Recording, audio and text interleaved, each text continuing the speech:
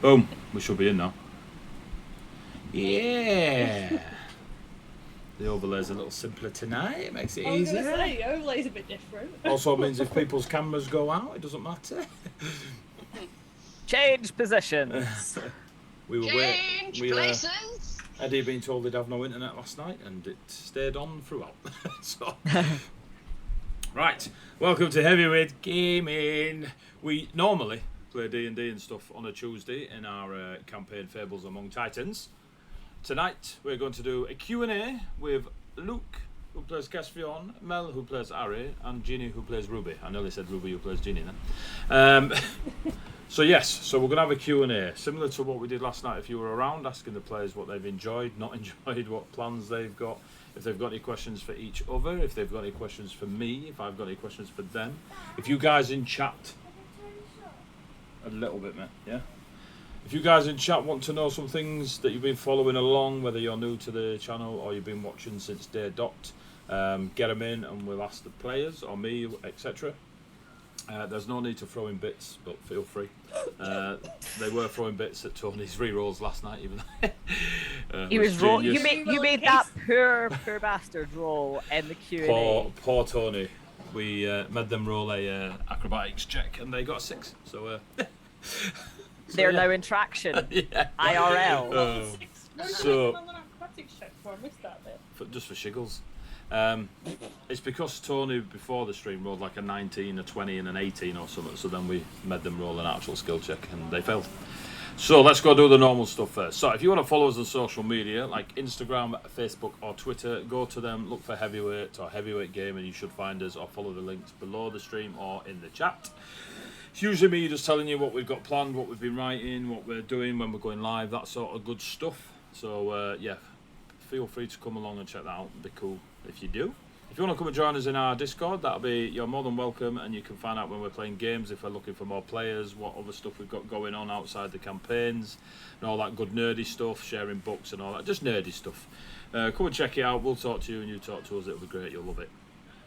If you want to go catch up on a horrendous amount of hours of storytelling, you can go to our YouTube channel and catch up on the previous 74 sessions or so of this and our other games. We got some cool sponsors. Oh, I think I'm missing one on the thing. Where are you? Podcasts, maybe. Yeah, podcasts. If you don't fancy watching us on YouTube, let's see if this works. Well, okay, great. I'm going to move you. If you don't fancy watching us on YouTube, you can go to Spotify and go to Spotify and you can search Heavyweight RPG Fables Among Titans, Heavyweight RPG When Glory's Not Enough, Dice of the Beholder, The Chronicles of Needham. They're the 3 big campaigns that get played on the channel, all D&D5e. We are currently working on getting our Cyberpunk one put up there as well, the Sweet Shop campaign for Carbon 2185, so look out for that. But yeah, go to Spotify or Anchor, look for Heavyweight RPG or Dice of the Beholder, and you can follow on. Well, you can listen to it rather than drive. You also get that buttery smooth intro on the Spotify's that we do not have on the live show. So how very dare you? I mean, it's true. Ours are good, but they're not just quite as buttery curated as the intentionally edited. Yeah. Yeah. So go check them out. If you're into your source material for 5e, please go to Dungeon Masters Guild or DM's Guild and check out Tasha's Heavier Crockpot of Bits and Bobs and Frank and Kenzie's Tradesfolk Compendium. It's full of artwork and spells and subclasses and Easter eggs for our small businesses and a thanks to the sponsors, and it's just, both books are a collection of a lot of our nerdy mates getting together, doing some cool artwork and coming up with some cool D&D stuff. So go check them out, they're amazing. There's 200 copies of Tasha's sold, there's 4 million copies of Frank and Kenzie's sold. You could be the 4 million first. I mean, you should strive, be ambitious. What else we got? We don't need to do bits. Well, we've got sponsors. Yeah, we got sponsors. They sponsor the channel, I suppose, rather than the particular shows. But we've got Loki Battle Mats, who are incredible TTRPG map makers with their giant book of maps, large book of maps, big book of maps. Just get them all on, throw them on your tables, and you've got taverns and towns, castles and caverns and tundras and forests and ritual circles and demon lava lakes, and they're super cool. They also do the digital version of all the maps they make, so go check out Loki Battle Maps. They're absolutely amazing, super nice people as well. So yeah, please check them out. If you go to Roll20's marketplace and check out Coyote Grey, just type in Coyote Grey in the search in the markets on Roll20, and you'll see over 1,000 chibi tokens there. They're super, I love them. Well, you can see the little slideshow going on in the centre of the screen. Robert Coyote Grey is responsible for those and has done thousands of others for his own games and for you folk to use on yours. I got them all. They're amazing. I love them. Sirenscape. I'm just saying sponsor now. Like, we don't need to do the official bit because, you know, we're in now. We're in. That's it for life. We're lifers.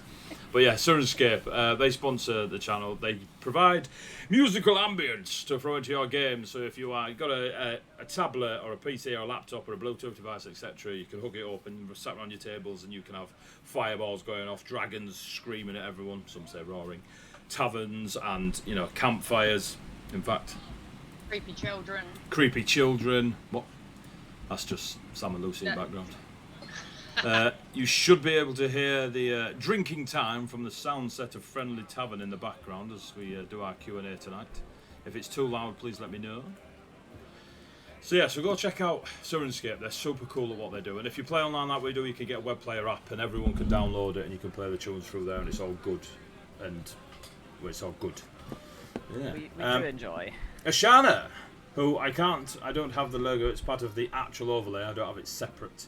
I'll have to sort that out at a later date. But if you go check out Ashana on Instagram, or Twitch or Twitter or anything like that, you can go find her Discords and stuff and just watch the glass crafting she does.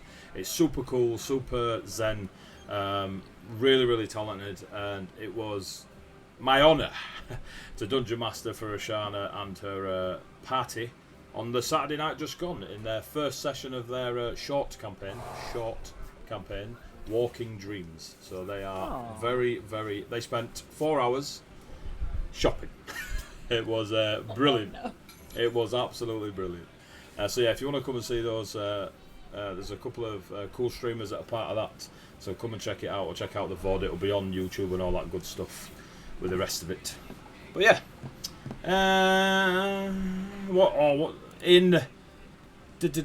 Not this weekend, but the weekend after, so Saturday the 30th to the 31st, we will be doing our first charity stream of the year. We are doing DnD5e, 24 hours of it, noon till noon, and we are raising money for Jerry Green Dog Rescue, who I need to ring back. They operate 4 centres across 3 counties. Their centres are in Lincolnshire, Yorkshire and Nottinghamshire. They work hard to rescue, care for and rehome stray, abandoned and unwanted dogs. Help them find their forever homes. Help Heavy, that's me, and Mr Valentine, also known as Eduardo, to raise a few quid for them. We've raised £6,000 plus for charities over the last couple of years every time we do these, and I'd love to raise a couple hundred more quid for Jerry Greens. It'll be amazing. So please, hello mate Bunnix. So it'll be proper cool if we can do that. So yeah, so check it out. The weekend after, I'll be around a table as well. We're going to be around a table. The weekend after, we'll be at GSCon, which is at the Manchester University, whatever it's called. It's there. Metropolitan University. What Mel said. Check out the site, check out the link. Go find, they've got a ton of content creators, Twitch superstars and all sorts going on there. Loads of e-gaming stuff going on. It's going to be a really, really cool weekend. It is sponsored by Jade, known as Emrys Plays, known as Zandre. If you want to buy a ticket and you want 10% off it, use the code Emrys10. Jade's amazing and she's sponsoring the con itself, so well played her. So go check it out. I'll be there running apparently 75 different D&D one-shots throughout the weekend, but we've got a 300 plus person seminar room to hook up Sirenscape to and essentially create the ambience that we are in a tavern for the entire weekend. So if you want to come and talk nerdy, learn about D&D or ask questions or anything like that, all of the Tuesday lot will be there with a couple of Monday lot. So come and talk to us and we'll just talk bollocks. I mean D&D to you. You just said D&D twice. Why did you course Yeah. I've got stutter. It's my bad. Is that it? I think so. Yeah, Cool. that's scene. Love a bunch Right, of thanks for coconuts, watching. spy players. Oh look, yeah, coconuts. Woo. Right, so there's no real format to this. If the chat's quiet, then we met the players ask each other questions. But we've got some lined up already. Ooh. If folk put up any in the chat, I'll add them to the doc, and we'll continue on through them. So don't worry about anything being You are missed. question master. Make it sound like a pub quiz. Yeah. I mean, if I am in a Team pub names. quiz, that is the only role that I will be taking. I hate quizzes. And if you make the quiz, you don't need to answer the questions. So, so we'll start with. I don't know. Do we want to like lead in with a nice big one for everyone before we start putting each other in the thing? So I suppose a good one to start out with, because obviously we've just kind of gone through a little bit of an arc, would be your cool moment or cool moments That was in my document as well. of the last kind of couple of sessions. Well, I say couple of sessions, probably the last 10, 15 were kind of the last arc or so. So I think, like, when did we last had to do a Q&A? It was a while ago, wasn't it? Oh yeah. It was a fair chunk ago. I mean, I definitely liked Ruby killing the big bad with a cantrip. Like, that was more recent, and yes, that was pretty I badass. Absolutely. Like, Ruby's been around the other characters enough to like get a handle on smack talk now, so any talk of him coming back and she's just gonna, you know, I've got plenty of cantrips. But it was kind of luck. Basically, based on I'd already used all my big spell slots and we'd been chipping away with my little chisel at his armour for... Yeah, but you could claim every finishing. oh yeah, is like luck. we literally rolled dice. So It was so beautiful that you were just I just have to use a cantrip. Bang. Well. It does help when you've got someone who's vulnerable to something that you have a lot of. This is true. Like, when good few weeks ago, and you said, right, so we're going into a cave where it's really dark, and there are darklings, and they like it to be very dark, and I just went in there and went, light. I'm an Azamar. but what if it wasn't dark? Let me just float that for you guys. Hear me out. Hear me out. What if there was some light, and what if they didn't like radiant damage? Like, That is definitely. How might that go? That's definitely saved our bacon a couple of times. Just the big Azamar going. But Yeah. what about? My boyfriend asked me what I was looking so smug about. I said we're going into a dark cave to fight a load of baddies made of dark, and he was like, and I was like, I got daylight. so I'm a druid cleric Azamar. And I am the torch that they brought with them. The only way it could have been like, I could have been any better is if I were a Scourge Azamar and a cleric of the light instead of protector trickery.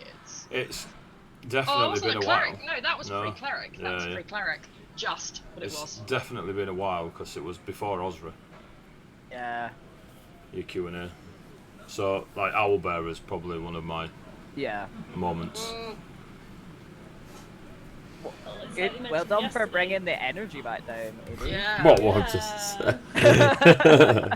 So that cantrip, yo. Listen, look, I haven't cried in a few weeks, okay?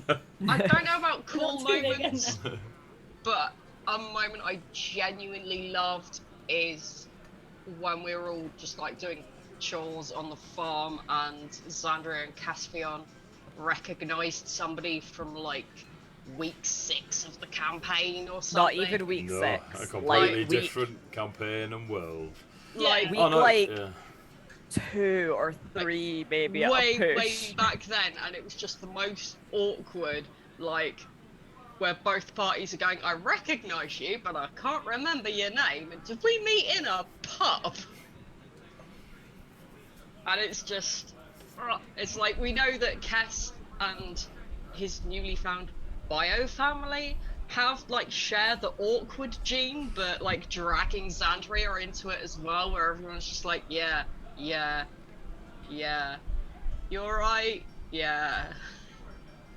Luke, the player, really wanted to be involved in whatever was going on up there, like, desperately, but there was literally no character reason for that that I could see in his mind to kind of go up three there. of us, so me, Luke, and Jade, obviously played with AD back in the day.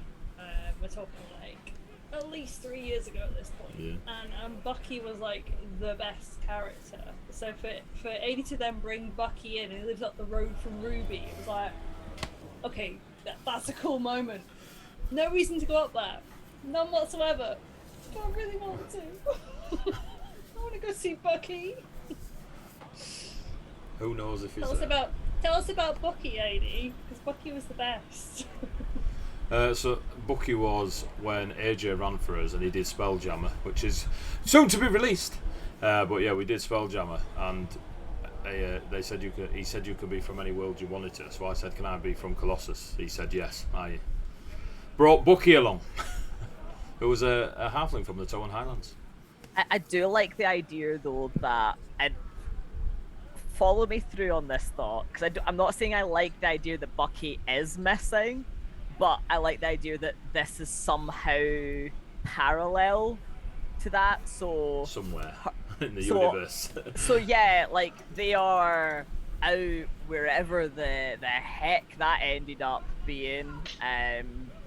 Well, if you ever go to the house, you can find out, okay? No. Ask Ruby. Just ask Ruby. She'll be like, oh, what, Bucky Timbercarry? No one's seen him in years. Yeah. Hey, Ruby can at least remember his name.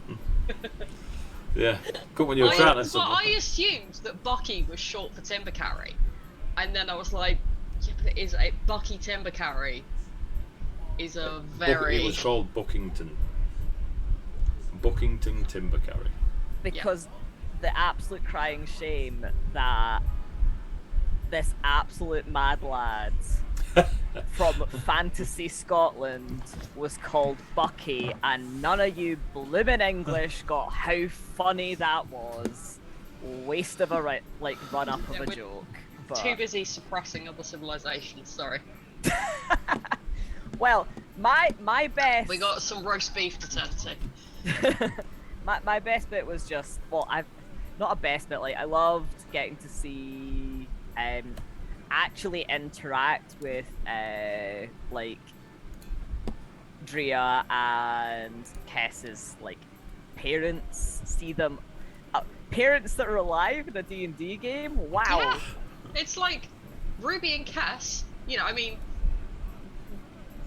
we were like, Cass is like well into PTSD territory, Ruby's approaching it, but you know, we were brought up in a stable family with loving parents. We both have a trade, like a sensible trade that we could leave the adventuring life and go and make a living. And yeah, we go home for dinner sometimes. Not got a trade. Your trade was being a noble. That was your trade. That was your trade. Your trade was being a fancy lad. You were the chosen one, Harry. You were the chosen one. Apparently very good at something that he could make a lot of money from, but that takes the campaign in a wildly different direction. That's just them solo Wednesdays that me and Mel do for the OnlyFans. So Harry's in a bar. What do you do? I enjoyed that, but obviously it has to balance out against absolutely all of the Selena stuff. Because I am just I could spend the rest of the game in that loch just learning all about that area. I have a question for you about that actually. Does Kess have any feelings on the fact that his first given name was Avalon? Or is it just like that was my name, but now my name is Caspian because that's what my I think parents gave me, and I that's what think in true Kess fashion, Boxed. he's been like, that's not the most. That is not the thing that is needing dealt with most right now. Yeah. As with most things that happen to Kess, he has decided that that is not the thing that I mean, to he be will fair, deal with his baggage once the world stops burning down. Which, not necessarily the most healthy order of priorities for a stable and healthy individual. But I mean, to be fair, it's like, okay, Colpius so... took higher precedence. Yeah, I was going at to say, on the time. one hand, it's like my bio family gave me a name that is not the same name that my adoptive family gave me. On the other hand, there's a 20-foot demon coming to kill us all. Yeah. To I murder get this you. sister, I've just found out that I have. Yeah.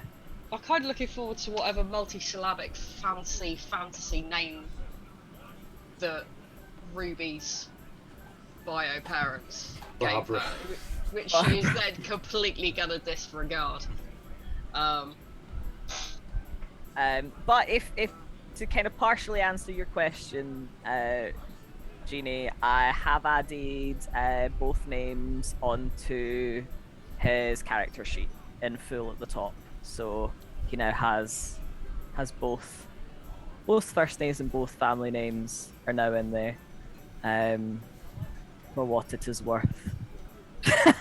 Nabonix is saying, Yeah, Ruby. saying her parents named her Ruby in the old tongue. Let's check a note. Alright, so that's quite a lot of cool moments.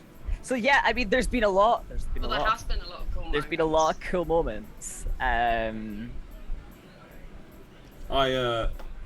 The international party split, I quite enjoyed.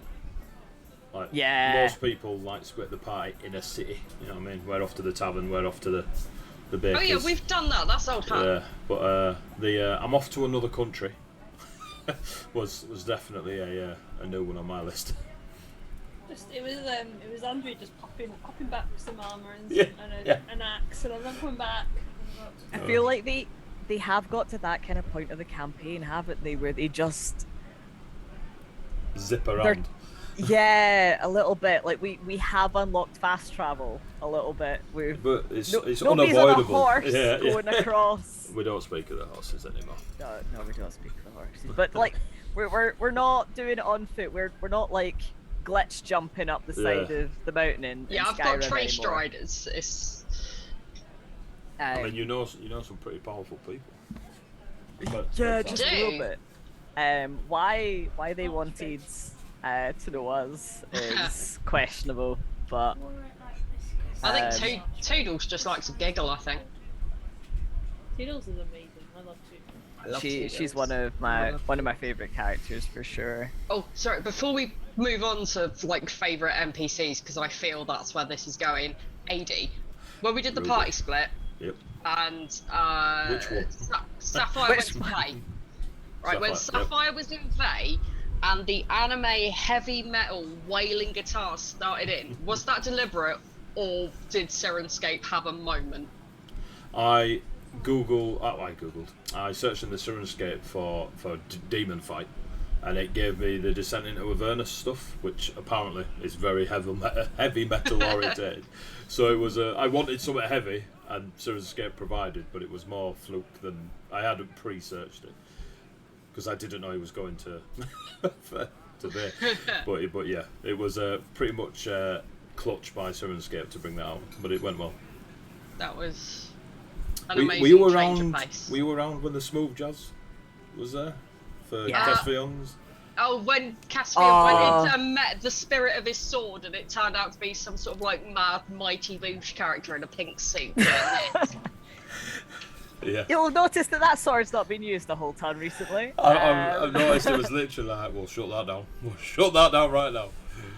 Well, not long after that, of course, Kess got given 2 swords by a Not quite- Shaldriel, so. Quite a while after that. Oh, okay. Yeah, it's, Like, it's- time- I have no sense of the passage of time. yeah, I mean, it time is, is wibbly. yeah, it is a very long game time, at least. It's I mean, we spent, what, 16 weeks playing one day?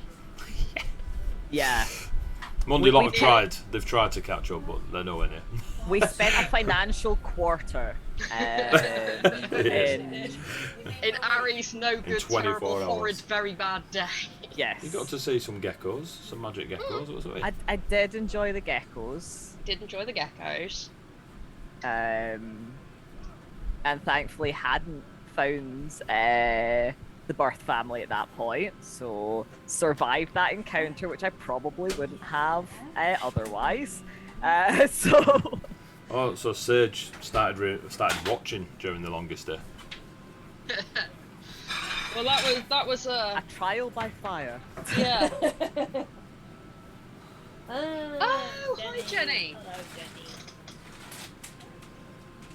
Um, But yes, we definitely. That was definitely. It was a day. It was a time. It was beautiful. I loved it. Well, we've got an AD question here. Do we? How, obviously, Colossus is getting, I mean, it's huge already, but it's kind of got arms and legs. How do you come up with, obviously, the links between all the campaigns? Do you find it hard to balance? Can you tell this came from me? Yeah, Mel, because I'm reading off the list you sent me. No, I was asking AD because of the fact that it was literally like he knows that I watch all the campaigns because I'm like I like all the links.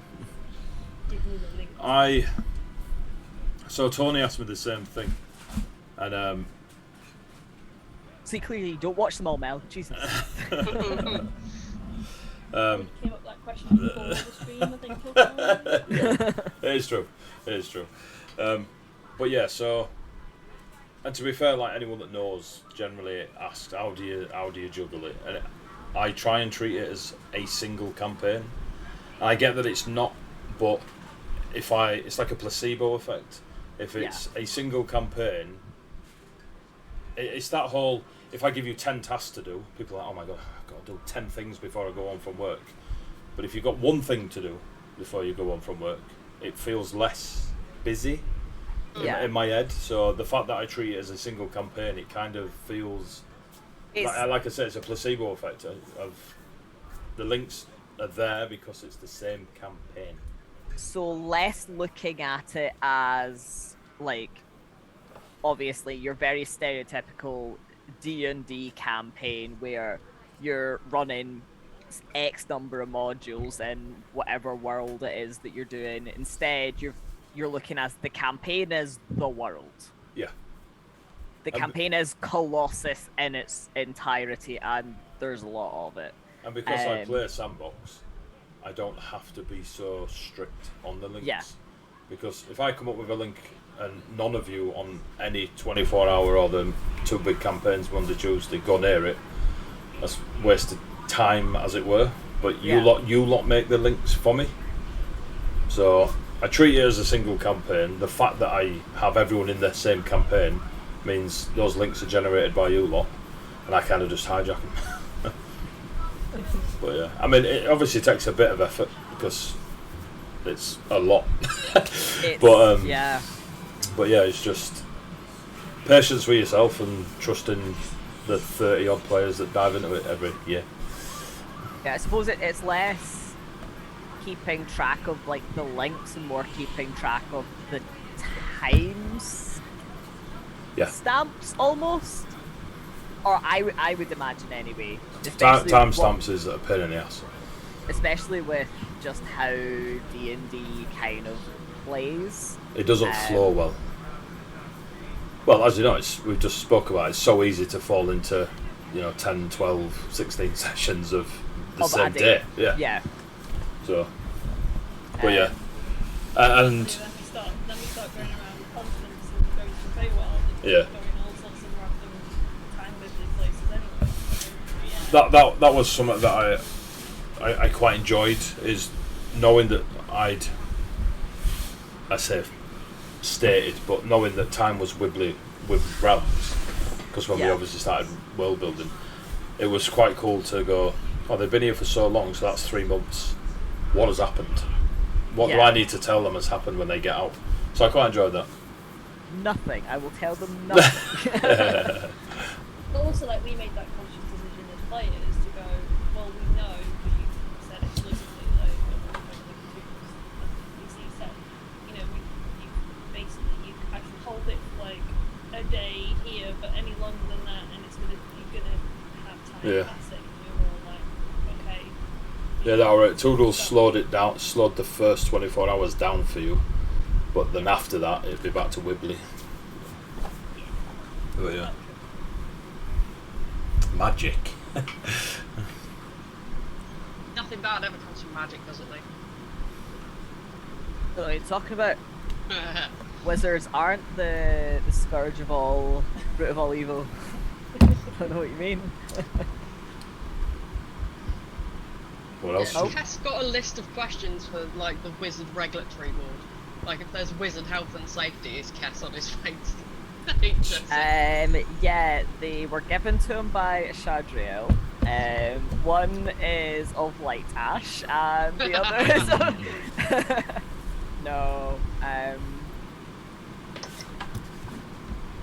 I think his opinions of wizards is that they tamper with things just to see if they can. Yeah. Which, in his most recent experience, doesn't end well for everyone else around them, and that anybody else around generally. And that doesn't kind of align with how he operates, which is not necessarily the correct way to operate.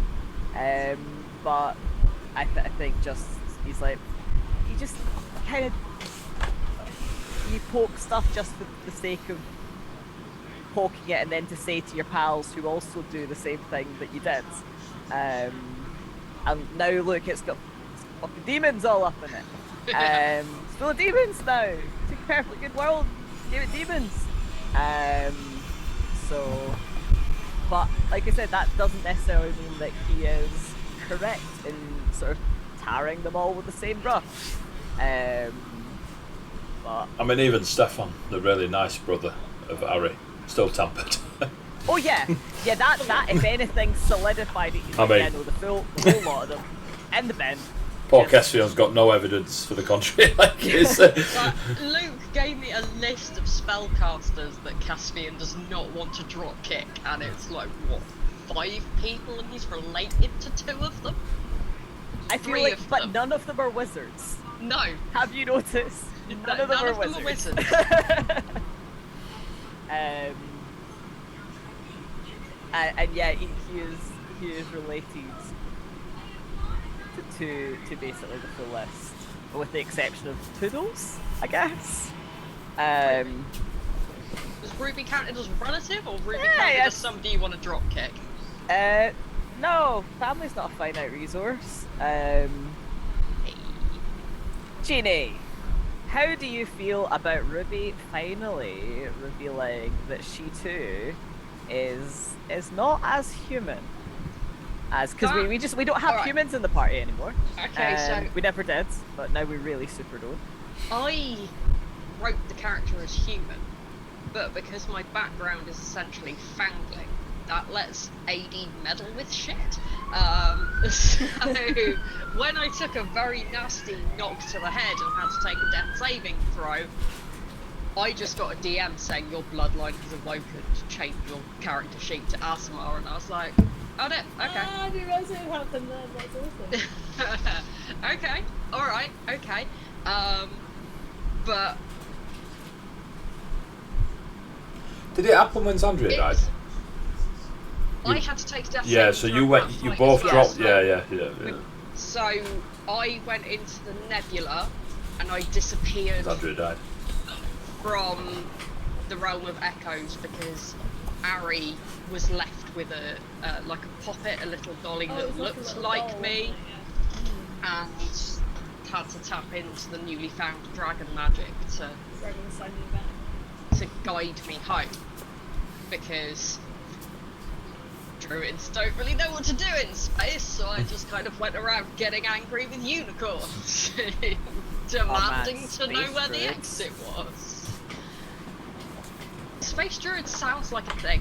I mean, there's already Circle of the Moon. Make it less werewolfy, more space. That's what I say every day. There's a constellomancy. The wizards can do star magic. No reason I don't druids care can't. about you wizards. Where have you been? Wizards need to stop. They don't need to be meddling with space. That's but no, the revelation, I didn't really know what I was going to do, because I was revealing it to my character as well as everyone else's character, because she didn't know. But there are like the little things that you get, like all Asmars speak Celestial, and Ruby previously couldn't, so when someone came around and started speaking Celestial, I was like, oh wait a minute, she can understand that and she doesn't know why. So doing stuff like that was really, really cool, and I did try to wait for like a really dramatic moment, but the problem with Colossus is if you wait for a really dramatic moment, everyone else like there's so much drama going on that you're like, yeah, I've got wings, and everyone's like, well, yeah, I can breathe underwater, and his granddad was probably a fae, and you know, he's a giant lion, so alright, the fact that you were human was a novelty, to be perfectly like when we went to Tower and I did the full 2-minute Marvel style recap. That was pretty badass, to be fair. Yeah. There was... Why did none of us say that was our favourite? Because it's like, been that was... there's the last Q&A, I think, was like session 50 or something. Yeah.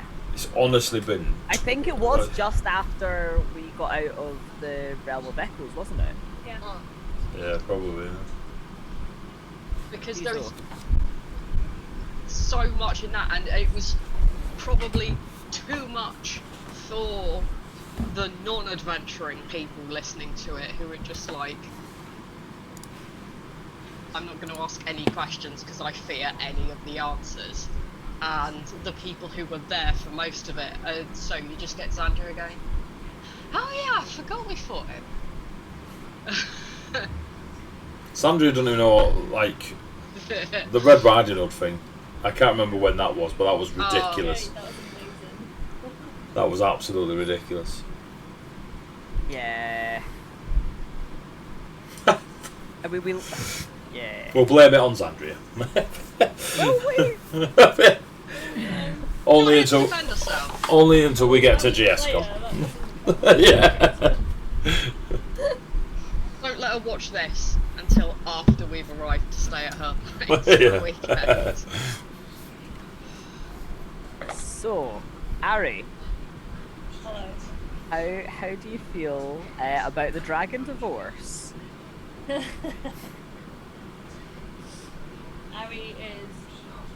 Ari's kind of upset about the dragon divorce, but Mel's quite happy. That's really interesting, because Kess feels the exact opposite.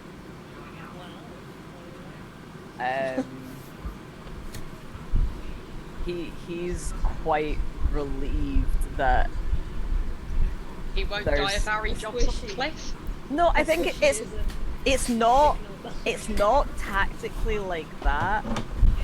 Kess just doesn't trust Ari the same since finding out about the swords. I mean, it was definitely a reveal of. I need to watch this, Mother Kipper. And also, like, it took so long to actually reveal it to people, because he doesn't like talking about his feelings. It's a common theme. So I feel that for Kess at least, that was right. Here's one less thing to tie. If this all goes south, that's one less thing to tie us all together to stop me getting Drea out of there if this absolute weapon and his weapon start to cause irreparable damage. Definitely had to do quite a few saving throws recently for it. Yeah.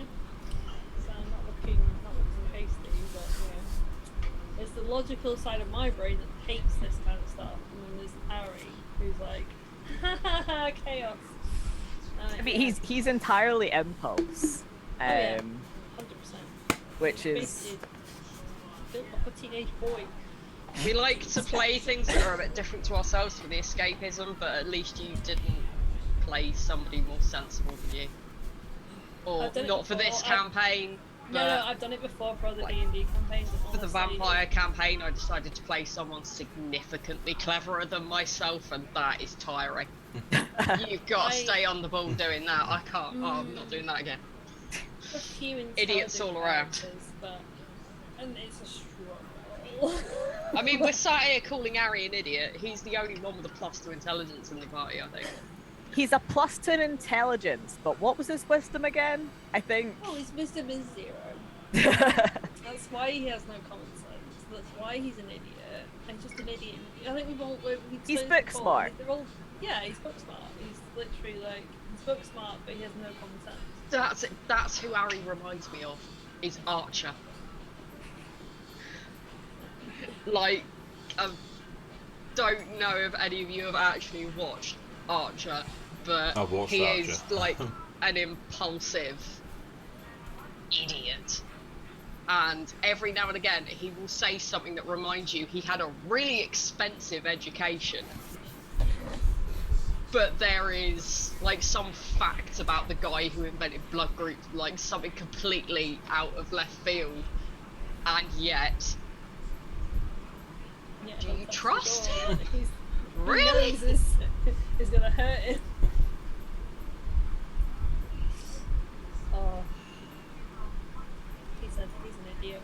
And yeah, there's definitely times where player versus character is definitely a thing in my brain. I'm just going, oh yeah. I don't want to do that, but he works, so I'm doing it. Okay. Like, I want to know everything about everything. Yeah. About everything.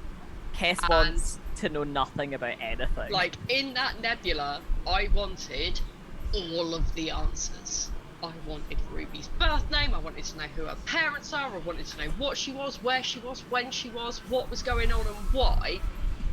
But Ruby was just like, well, excuse me, I was in the middle of something, so can you, like, stop messing around and send me back, please, because that was quite important. And I think that might be why Kess and Ruby get on quite well, is that they have a similar single-mindedness towards the immediate issue, as opposed to well, this probably also needs we fix the hole in the ceiling and then we'll get a new bucket. Like, you gotta. We need a new bucket. There's an order of priority. Again, it might not always be the best or healthiest order of priority,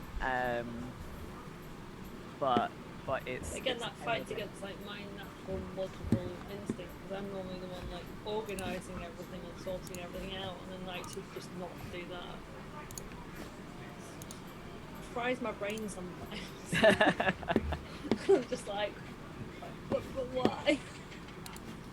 Yeah. I got a question for you regarding the dragon divorce stuff. Did you ever think it would break, or did you think that you'd have to break it yourselves? Yeah. I don't think. I think Kess had accepted it. Just as in, I guess this is the consequences of that action. Yeah. We did that. He didn't regret remotely what they did or how they went about it. But was just an opinion of, okay, that's how it was, and I had accepted that, and now it's something else. and if anything, this new set of circumstances have given me a little bit more maneuverability than he might have had. He in himself is no longer tied to Ari the way that he was previously. So he feels like a murderer a bit easier if he decides what's the murdering it with Andrew with a sword. I mean, if anything, it'll be a little bit harder to murder you long distance. But Don't forget the bow again. You could have been anywhere on the planet and got rid of them before.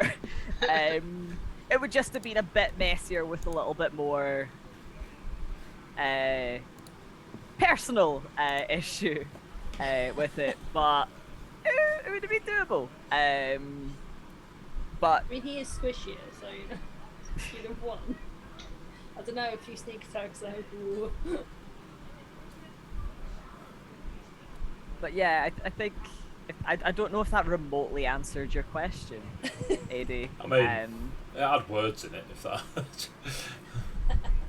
Kess had no intention of going to break it. Because Cass had accepted it was consequence of action.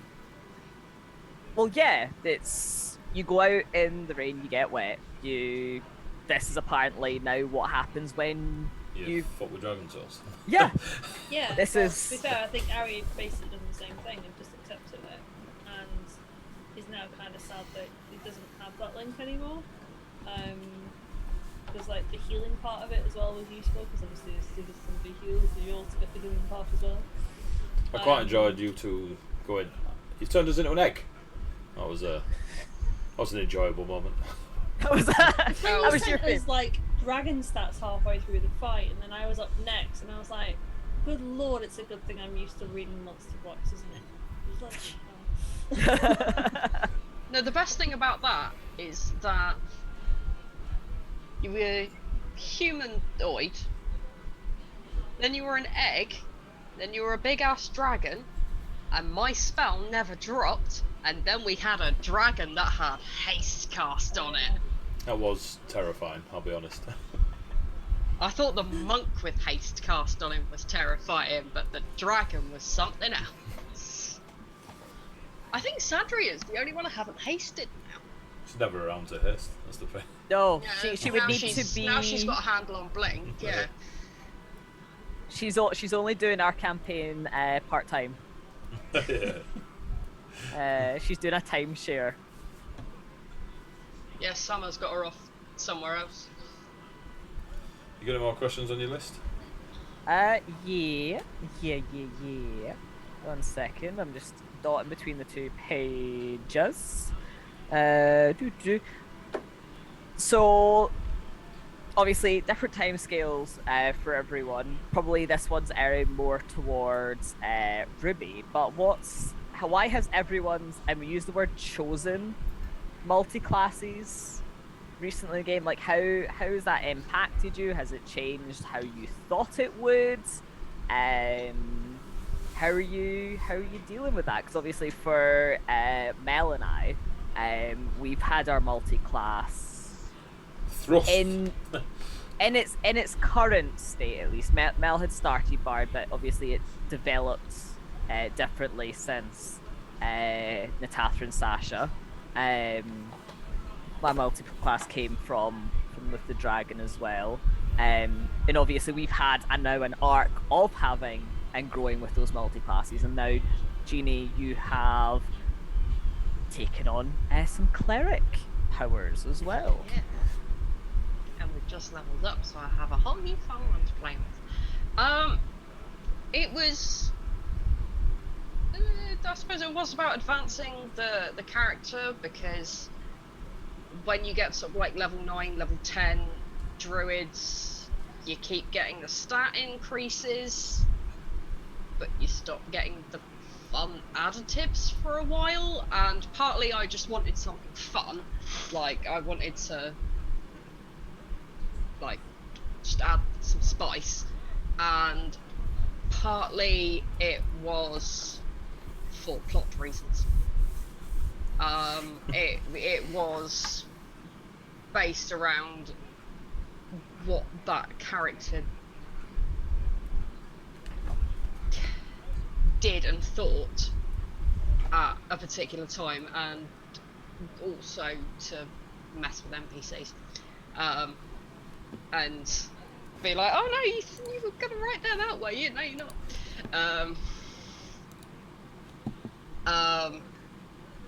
So it is quite fun. It is trickier to get a handle on than I thought, because I can only use cleric spells up to what a level 2 cleric would have, but I can do all the spells that a level 9 druid would do. So if I want to keep increasing the level of, like, if I want to keep up with the baddies, where so I'm a level 11, I'm gonna need to take more druid and forego the next sort of like couple of cool things and like keep it balanced, because otherwise we're gonna be fighting, you'll all be on like level 15 spells and equivalents, and I'm still gonna be bringing like level 9 magic.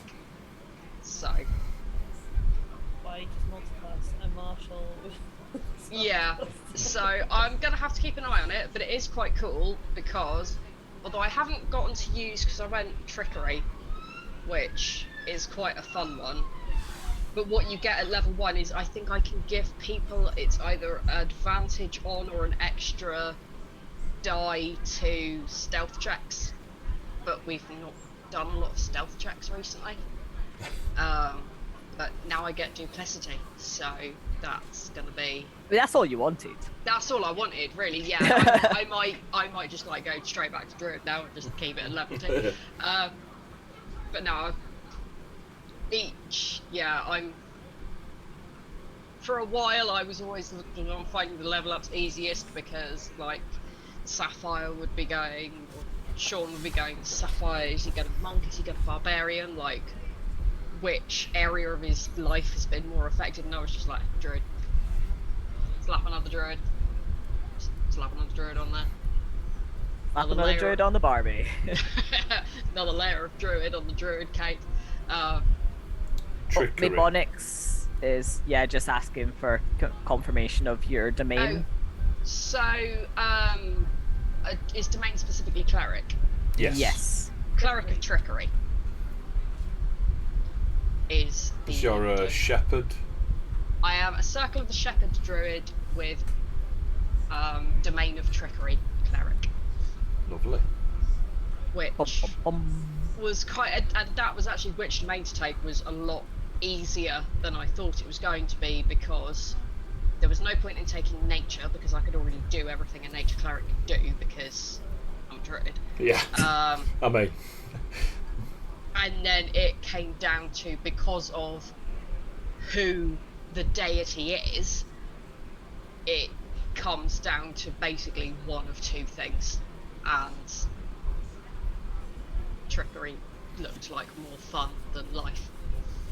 I mean, group chatting it as well, because again we know the deity and we know a bit more about the deity, and we were like, I don't know. Well, I don't know if the party have realised what Ruby's done yet. No. I don't know if that, because she's mentioned to them that she has spoken to Okarian, whereas as far as they all know, He's a tree. is just retired. But at the same time, Ruby has prior was speaking to trees. Yeah, so that is true. Not out with the realms of any of the possibility that they've already dealt with. So I'm kind of looking forward to somebody realising that she is now wearing a holy symbol, and that her healing magic has changed from like green to white, essentially, and like Ari those. won't realise because No, Ari won't realise because he's a himbo. But at some point, somebody is going to go, wait a minute, what have you done? What, like, how do you talk to him? Why do you talk to him? And what happens when you talk to him? Because this looks suspiciously religious.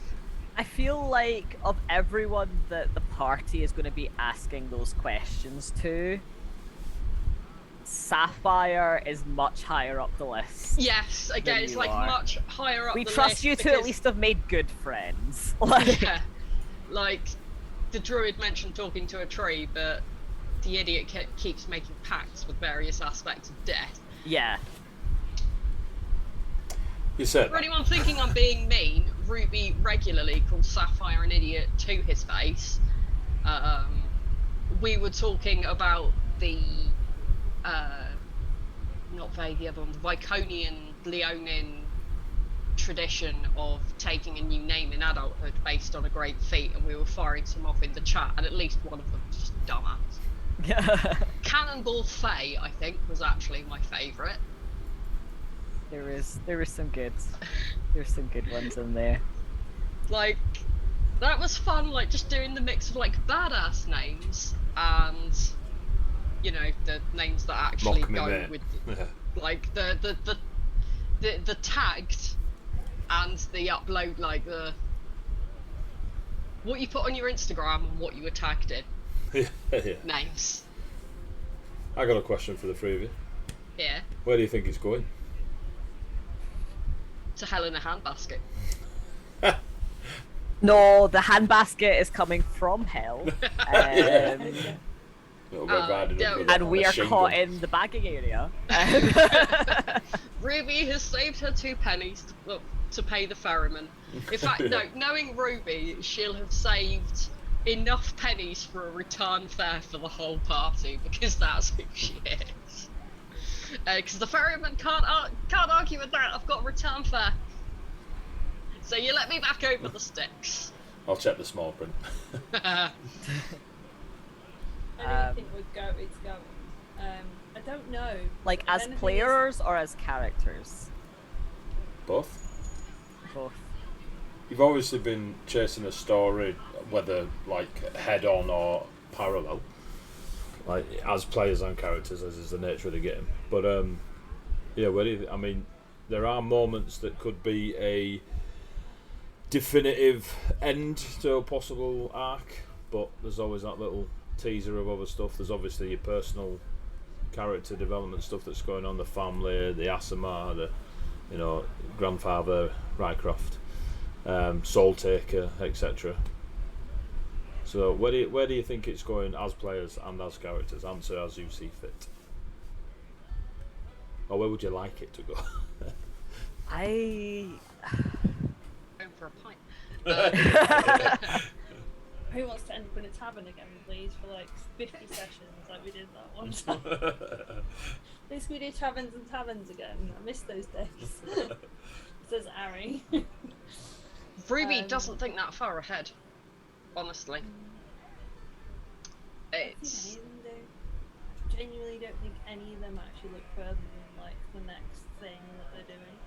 Ruby is it's barely of age. firefighting. It's firefighting, but of course Ruby's so young, she hasn't entered the adult stage of planning ahead yet. It's, you know, she's 18.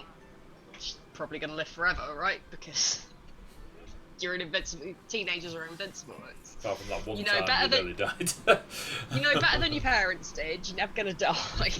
It's, yeah, she's not properly an adult yet, so she just doesn't think beyond whatever's trying to kill her right at this moment in time, and which of these idiots need a healing spell before we end up with another Zambria.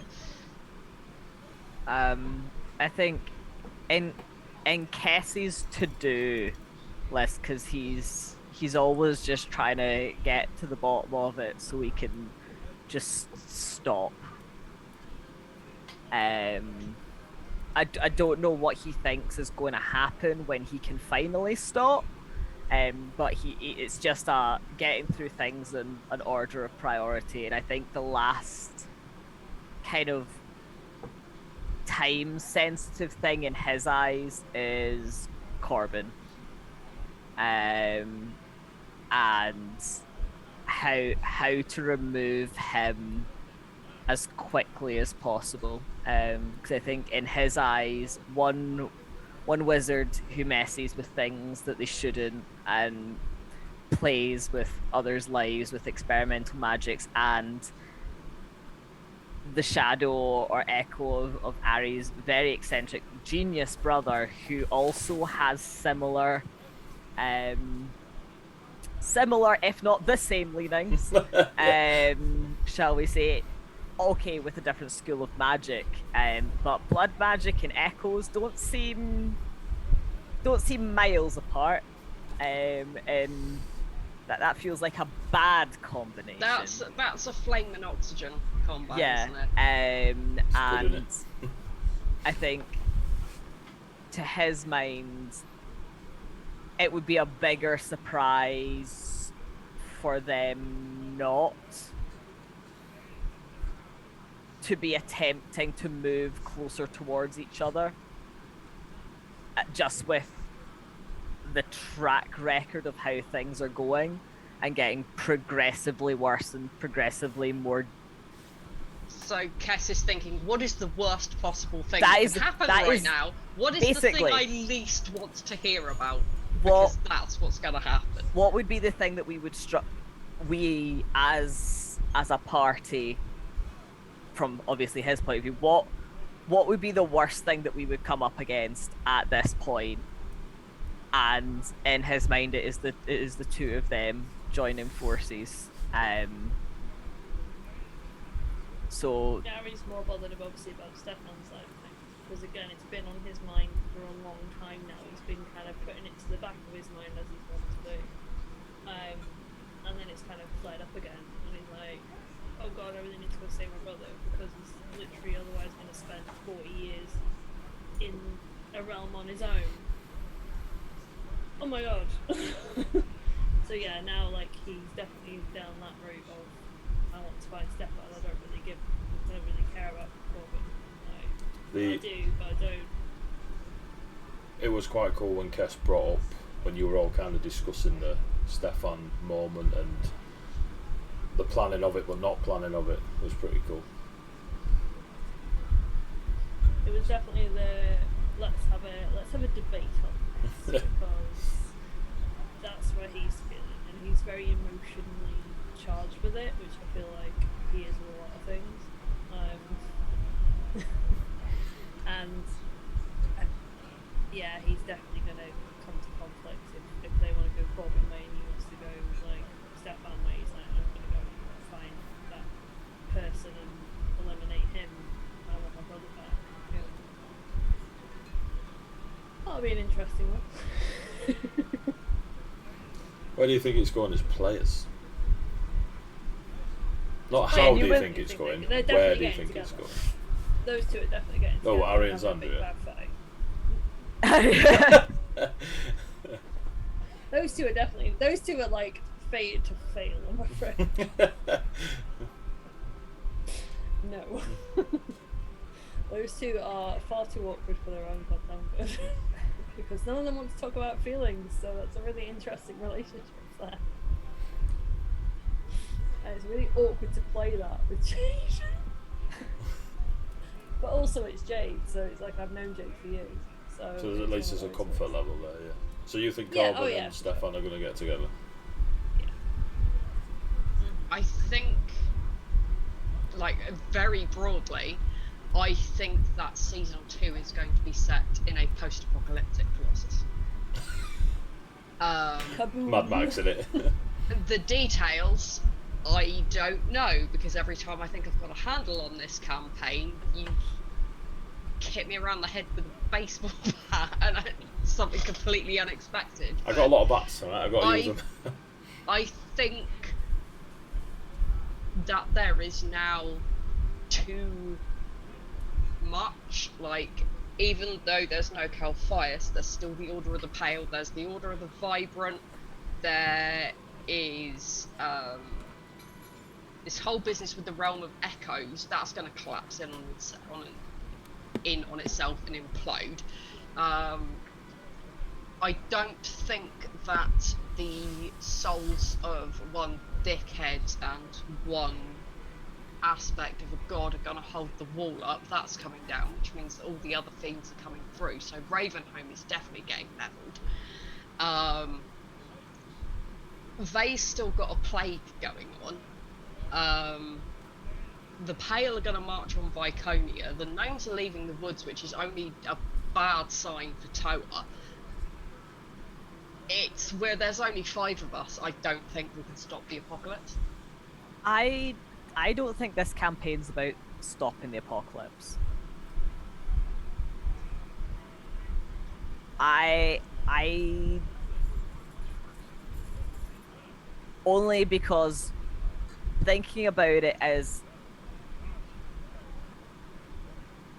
less of a campaign and more of a how we play these characters through this part of the history of Colossus. I don't think everything gets tied up. I don't think this is a, well, you did it. Well done, Big Gold Star. Fixed it. All fixed. All done. We're not going to whack every mole down. Oh, no, absolutely not. But I think that obviously because it's so big, whatever fire we're putting out, there's another 3 fires behind us. And I think there is too much loose... campaign on Monday.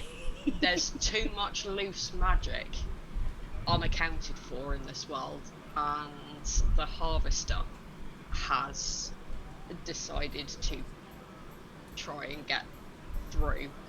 And from a metagame perspective, I think that would be a very difficult way to go down. The end of all times, unless it brought on the creation of something afresh, I think would be very difficult. I don't think it would be the end of all times and the end of Colossus, but I think it would be the end of a significant part of the population of Colossus. I personally, as a player, I don't think about it. Yeah, no, because I try so hard not to metagame it. So when Eddie's saying he's thinking it's maybe going to be next year at some point that this part of the story might come to an end, then I'm like, okay, so already there's been so many things where I was like, oh no, this is going to be the next thing we deal with. Oh no, this is going to be the next thing we deal with. And none of that has been any of the shit that we've dealt with. Yeah. So, but because it is an entire world, we're not the only people trying to stop it from eating one. So I'm just enjoying being along to see this point in history from the perspective of these people who are just desperately trying to survive in it. It's why I enjoy watching the campaign as well, because then it's just looking at it from a different point of view of the same world. And so like when you start getting characters that go across, it's the best TV show that nobody else watches. Yeah. If you get all the little Easter eggs, and you're like, ooh, all the lore drops because somebody went to Monday campaign as well, and I'm like, hey. Geddon tried to be really nice, and they forced Geddon to whoop ass. I think that's good. I think that's character building for Geddon. When he comes back, I'm making the cup of tea. He was very polite to Etheria and warned Etheria that he was very good and would only hit him once on his turn. But yeah, it was good. They had a bit of a rumble. It didn't help that Etheria is a sorcerer in a kimono with an AC of 11, and Geddon is in full chainmail and everything. I was like, and a death knight. And a death knight. Yeah. But, yeah. Adi, we've got a question here from our dear friend Mebonix. Adi, what level, in brackets barring a TPK, do you see the campaign going to? You're like, well, I saw them getting to 8, but you know, they've done not too bad for themselves. It's difficult because I never plan to run a level 1 to 20 campaign. I think it's I think it's a mistake for a dungeon master or a game master or a storyteller to go, I'm going to run this campaign all the way to level 20. It's a bit. If you've already got that in mind, are you going to let them die? Are you going to keep them going, like you say, barring TPKs and stuff? Or some people don't like it if, say, they get to level 18 and, you know, Okarian forbid Ruby dies. Does they just find another level 18 adventurer in the tavern down the road? Like, just been sat there for the last year and a half, ignoring a civil war and demons and fae and all sorts of this. Where have you been? Just chilling out. But I'm a badass wizard. But yeah, so it's. I tend not to put. I mean, I presume that's where all the I would fucking literally- badass wizards currently are. all in the So tavern. you're not helping. I would literally just submit a very similar character sheet and be like, I've come through the realm of echoes. This is Emerald. She is Schmazamar, druid of the Of death. of the moon. I could and- bring in a true neutral ruby. I could, couldn't I? No. Knuckle of Death and Scourge Atamar. That So, would be. To answer Maybonix's question, I reckon they'll hit 18. I think they could get to 18. There's some big stuff in front of them, and unless the party chooses to retire, then the things they chase and try to get involved in, put a stop to, start, encourage, whatever. Yeah, that's Kess's new character. Not Luke's, Kess's new character. We're going all in He's going in wit set. Yeah, but I reckon they'll hit high levels before they call it a day or die. But yeah, so we'll go with 18, Maybonix. We'll put 18 on it. A couple more in us. Got a couple more in us. I do like Sam's question. Where do you think Kelthias has gone following his recent sabbatical after his recent mild defeat? After he was treated unjustly and had his giant possessions stolen by some rowdy adventurers. Well, he's gone into the reflections, hasn't he?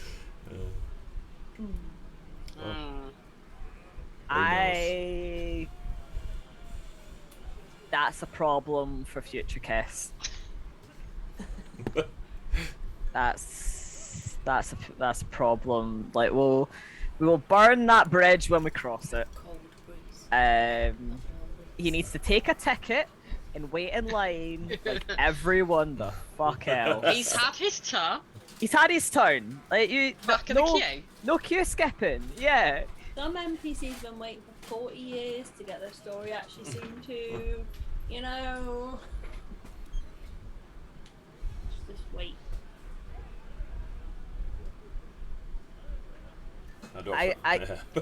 I'm looking forward to seeing where the stuff with Soul Taker goes. Because I feel like that's obviously going to tie in a lot with chasing down the not Stefan, and there's just so many bits. There's so many bits. There is. Like eventually we'll get to the magic school that we've been trying to get to. Oh, since you About met 40 Sapphire. episodes. Yeah. Sapphire literally got it on their background to check in with that magic school to talk about Echo stuff. That's it. Never. Been a minute. Yeah. It's been a minute. I love it. I love it. And it was near where he's at home, which is why they went over that way. Yeah. So the south of the province. Okay. Any more on the list? Or are we taking one more from the Where chat? in Colossus would you like to explore that you have not seen yet? The Great Pyramid. The Great Pyramids. The Great Pyramids. The Sapphire. The Great Pyramid. The big sapphire pyramids. I think that Luke's answer has something to do with pyramids. the big sapphire pyramids. I want to see the other two seasonal courts, and Oh, but I Spring also God, Harry I does really not want to to see see the two spring. seasonal quests. You will definitely pass that, Harry. I really want to see spring. Is that it? I think they're well, I suppose 3 places. They're the three that have kind of the strongest interest in at the moment. I don't realistically think that I will see all three as this character. At least not in if he survives through this part of the story that we're like playing. Because now I'm like, I'm not going to call it campaign anymore. I'm going to call it our part of the story. Because I like the idea that the campaign is all of Colossus.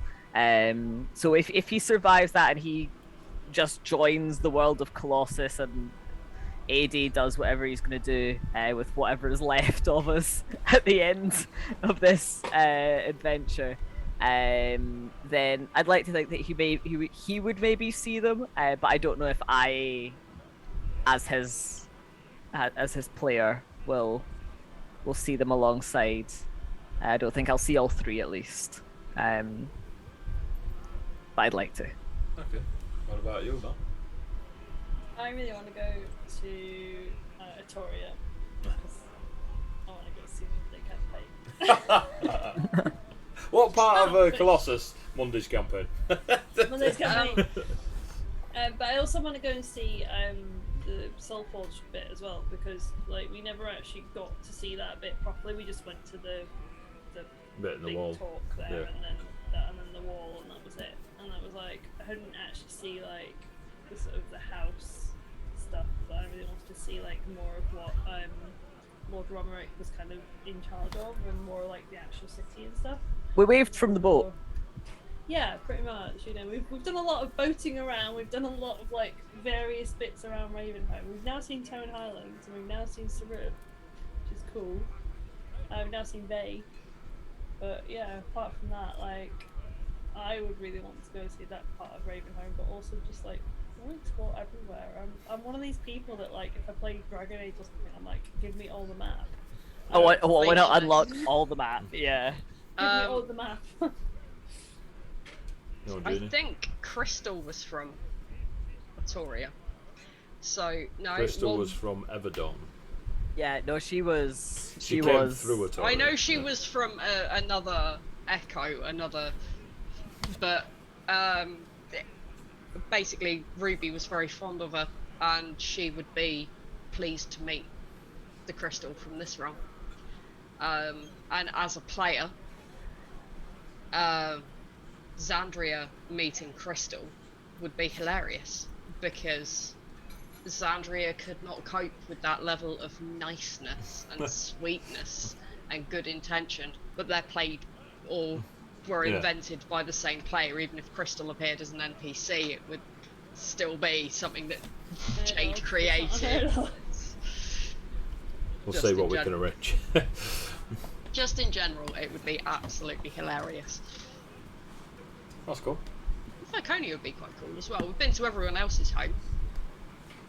But I feel like I'm not sure how much Sapphire sees Viconia's home. Like obviously it's not a question that I could even presume to answer for Sean and his character. Home, place of origin. Yeah. Whatever. I think we've seen what if immediately shapes a lot given of the rest of choice, us. like if there was two options in front of Sapphire for Vey and Viconia, I think he'd immediately pick Vey, unless he saw Soul Taker. Yeah. So, which is cool because it means that Sean has to play out a conflict of sorts within Sapphire's little persona. So it's cool. You got any more on the list? On your list, Luke?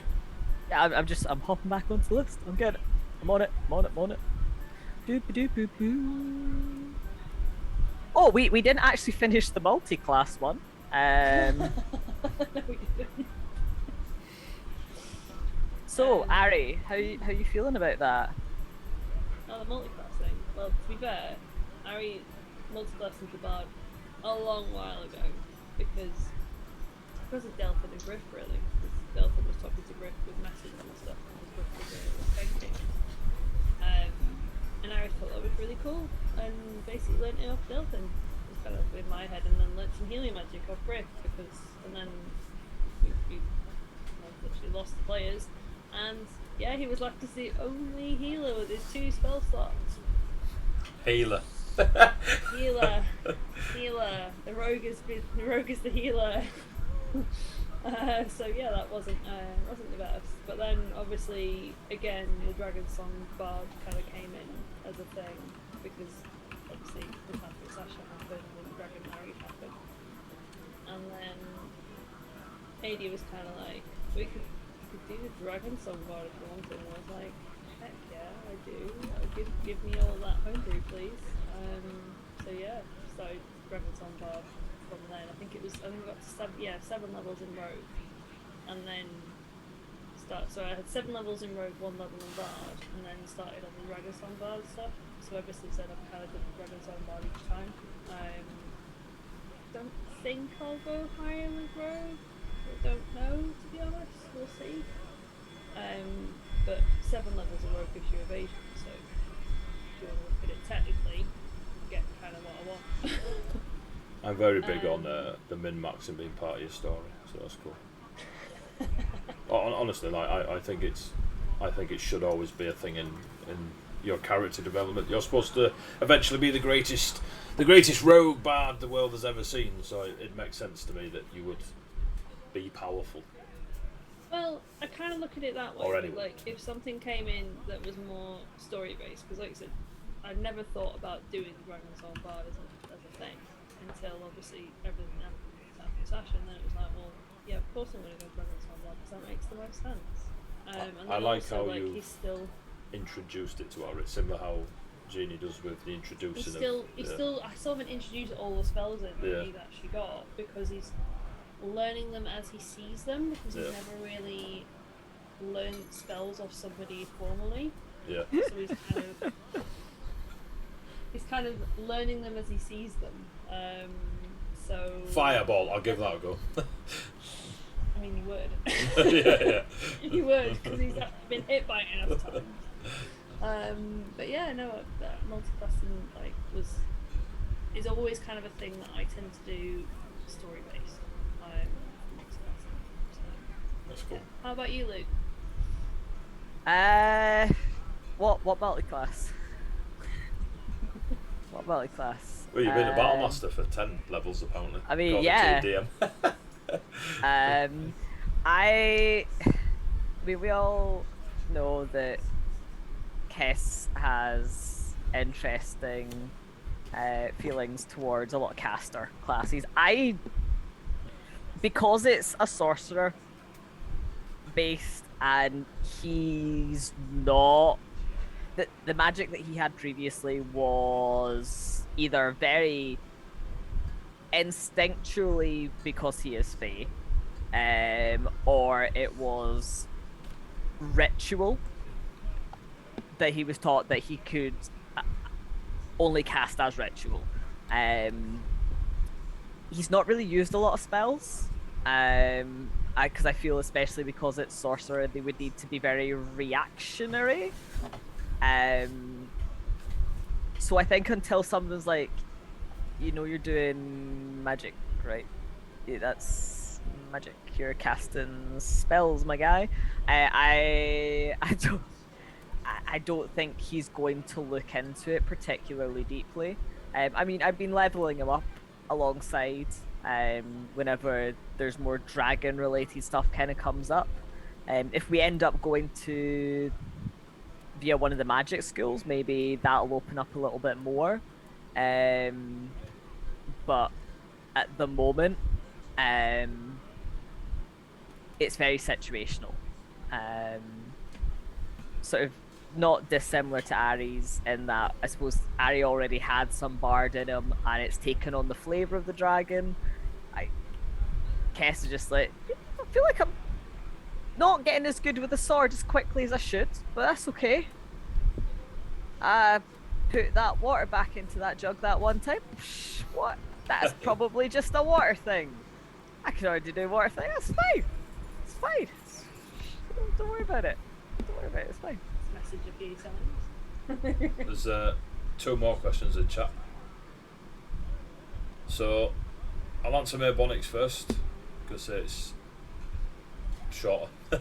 Any chance of seeing a PvP battle royale? Let everyone unleash everything they have on each other. I mean, it depends if Ari it tries would- to attack Drea again. So If the I'd be- players wanted to do a one-shot PvP battle royale, I'd run one for them. I was gonna say I'd be willing to do it as a completely separate from the campaign. Whatever happens in battle royale stays in battle royale. yeah. Like I think that's then what Maybonics is asking. yeah, it would be fun. Pizza and And beers type thing. I think Yeah. it would be difficult to know who to bet on. I think. So what? Dirty fighting. So what I used to do, and I actually think some famous dungeon master with beautiful hair does this as well. The winner of the battle royale got an item or a bonus or a boon that they carried across into their campaign. We've done that a few times, way back when, like. So yeah, so I'd probably do something like that if you lot wanted a one shot. Just let's pause the campaign, let's just roll some dice, beat each other up, eat a pizza, shout abuse at each other, and then the winner gets X reward to carry across into the campaign. I cast slow. I feel like I'm the only one who wasn't immediately like, yeah, let's beat the shit out of each other. I like a good PvP. In the right context. The thing is, until you can fly, which some of you may be able to, there's a lot of advantage in the martial. Because, well, I say fly, get away, get out of the way. Because current level, I'm just saying, a fighter dual wielding with axe and surge, it's going to work. But Any action surge if I slow it. Yeah. Yeah, fair enough. But it won't get his bonus action, so he'd just hit you 4 times instead of 5. Okay. But Oh, assuming you cast it while Kess is miles away from you, you're fine. Of course, the other thing, Ari's got Xandria's got 5 hit points. That's what, 1 count of blight. Ari is terrifying Doesn't it? because Ari's a swashbuckler. Because Yeah. you Floating can't snake can't attack. stop him running away. He's going to run up to you, sneak attack you, run away. That's all Mel has to do. All battle royale, and you lot are going to be like, gang up on Ari. But yeah, so yeah, Maybonics. If the players wanted just a pizza and beers night of battle royale with their characters at current level, I'd throw a battle royale map together and we'd have a smash on. So it's something to think of, like a Christmas special or something like that, where we can just chill.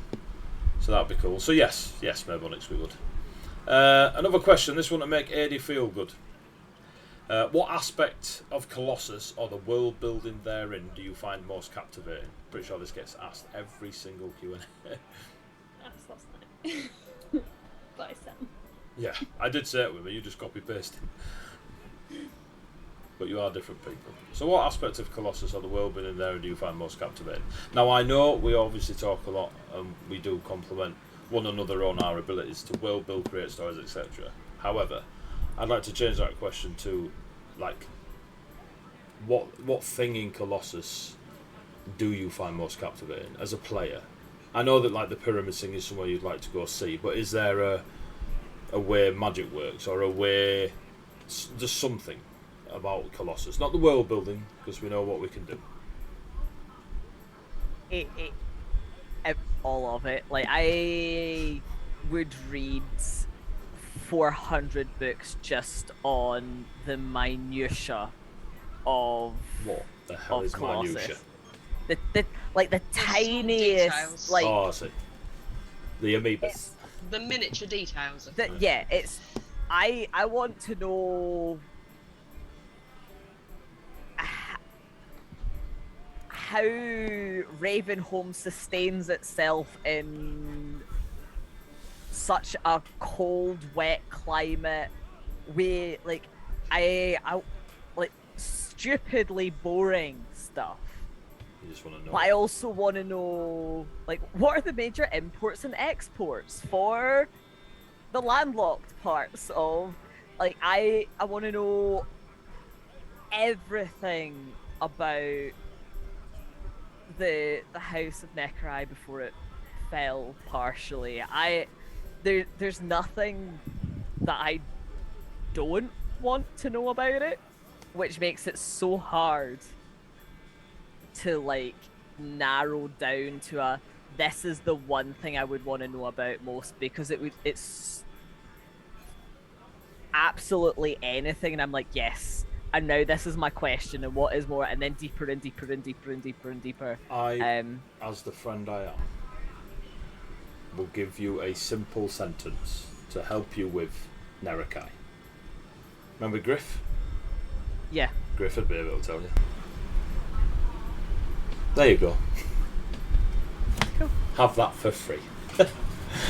So if we ever get Finn back. Oh no, I think I know what that is, because we've also played that Yeah, you've played. deity in Rob's campaign as well. Because I also play in Colossus in Rob's campaign. Well, it won't be Nerekai, but you'll know about some of the stuff over there. No, It was less about it was less about the god, but more about the That. It was just an family example of, that was But also, I want to know that. That's my point. There's Well, not a bit that I do not want to know. Okay. Mel, Jeannie, any advances on everything? No, not really. Everything plus what? Infinity times infinity. Alright. I like the actual world of Colossus. Like I said, there's a reason I sit and watch all the other streams, and I play in like 2 different campaigns set in Colossus. Like, I enjoy this world a lot. And it's one of those things where, like, you as the DM is just so giving as a DM. Like, there's always a reason for us doing a thing, or doing combat, or doing loads of different stuff. So to me, like, that's always, and it's always a collaboration. It's a proper collaboration between us all. So to me, that's what's most captivating about Colossus. Okay. I can. Yeah, it did make me feel nice, Sam. Thanks. So we're gonna have a quick 5-10 minute break where we all grab a drink. No, Sam, you can't ask me. So, Mike, make your ears bigger. Can do that easy. But yeah, we're gonna have a quick bio break, and we'll be back. Think of some more questions during the break, folks. We'll be about 10 minutes, and then we'll crack on when I find the brew break bit. And there we go.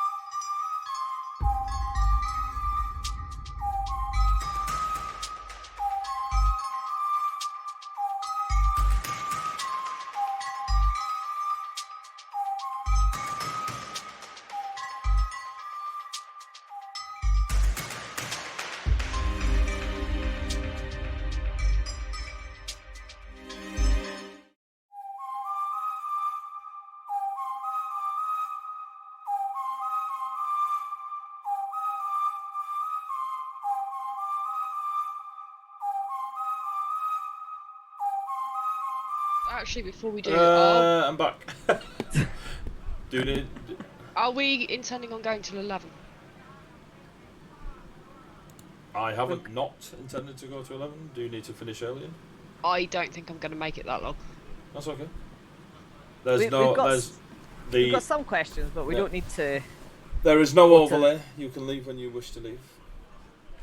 So we've got a couple more questions that we can get through, and then you can make a decision. Then, if you don't need to go to the heat death of the universe, which looks like it's in about 45 minutes.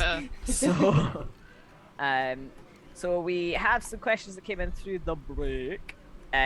First up, question 5, not to be confused with question D, Omega, or can't quite. That's transferred weird.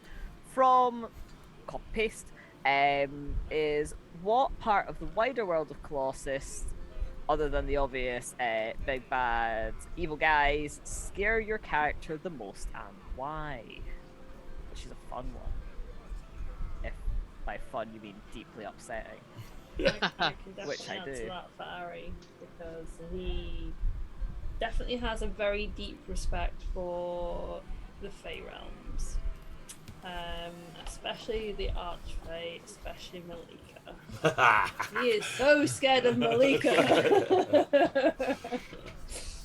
He's just like, oh no, this is Andrea's like boss.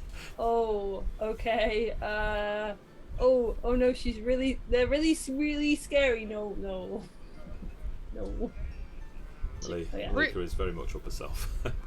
Ruby does not find that scary because it's fine. You just don't cross Malika. What were you expecting from the aspect of Summer? It's if not the entirety of the people of Ravenholm, then certainly the Rabe. In that she can't decide if they are malicious or incompetent, and neither one bodes well. And the fact that these people are in charge of an entire nation and it's a world power isn't filling her with confidence right now. I wish you'd been there at the first big meeting with Ulrich. That would have been interesting. That's like while everyone else was doing there, but I was desperately trying to think of what was the genuinely most terrifying thing, and I think it would be if something that they did directly or something that they could have stopped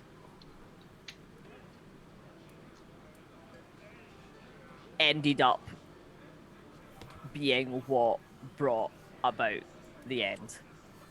And I think that the magnitude of the possibility for failure is probably genuinely keeping Kess up at night. Because it's not just I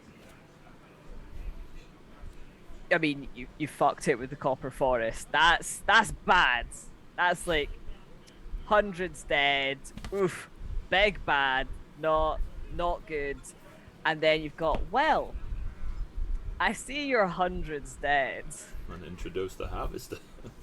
Here is the end of all things. Like, excellent. That's what we're dealing with now. So I think just the knife edge that is now so constantly on. Just the general weight of that is probably more of an existential, well, not existential, but less of a I am scared of this specific person, and more of a the outcomes of your decisions are so much bigger now, and don't just impact a small nation, but the entirety of life as we know it. That Kelpie needs a wee drink. It's definitely okay. Cool. Now, question D is it the next one? Yeah. What achievement throughout the campaign is your character most pleased with, and what achievement is your player? What achievement are you as a player most pleased with? The character and yourself. Yeah.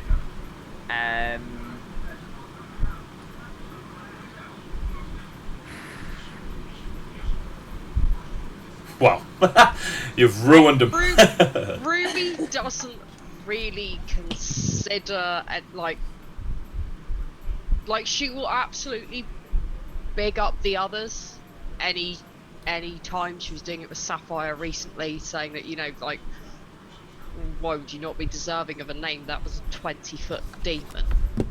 But that you killed with a cantrip. if anyone loosened that lid for that cantrip in that fight, let's be honest, it was Sapphire with his radiant breath and the bear and the bear that gives him a double health bar for a start. I think I should get. Well, have a druid give Calthias a bit of bear hair then. Except don't. No, maybe don't. Calthias Maybe don't do that. Calthias is dead. You've killed it. It's, you know, never to be seen again. It blooming well better be. Your tone of voice there, I nearly threw this like straight at where you're appearing on my screen. Yeah, so Ruby doesn't like. Ruby would be like, what achievements? Like, I've been cutting around. Well, okay, there we go. She's kept them all alive. Everyone's still alive. One of them had to be brought back. But yeah, everyone still has 2 arms, 2 legs, 10 fingers and 10 toes. Both eyes, and as far as I know, all their teeth. So every time we have a long rest and they are in the same condition as when we woke up, Ruby considers that a win. Out of character, Ruby's a fucking god maker. That is what I am most pleased with. Not a god killer. Even worse, she's a god maker. And yeah, that is what I consider to be Ruby's most badass achievement.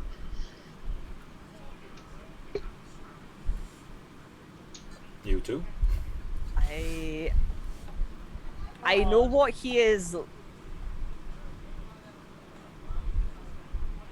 What he sees as his biggest failing, but I've struggled to see what he thinks as what he's done best, and that really upsets me on a completely different level. Kess needs an industrial amount of therapy. Just that's what I want from her in the end. Just an industrial amount of therapy. Can that be what I see in the end game? A level 20 therapist. They're gonna I'll need more than a homebrew level. the class. You're gonna need more than a level 20 therapist. I'm pretty sure. Especially if word of mouth gets around and the others are lined up for sessions next week. Yeah. I think as a player, I'm just most proud that he's kind of kept going. I know that sounds really weird, but there have been points where it would have been easier. He had points where that could have been the end. You've messaged me when there's been tipping points. There are bits where he could have stayed in the Copper Forest as a Landslord. There's been points where that could have been he would have been happy with that ending, if that had been as far as his story went. But I wouldn't have been. I feel like he could have done more. And so far his roles haven't killed him yet. So he's it's all my fault.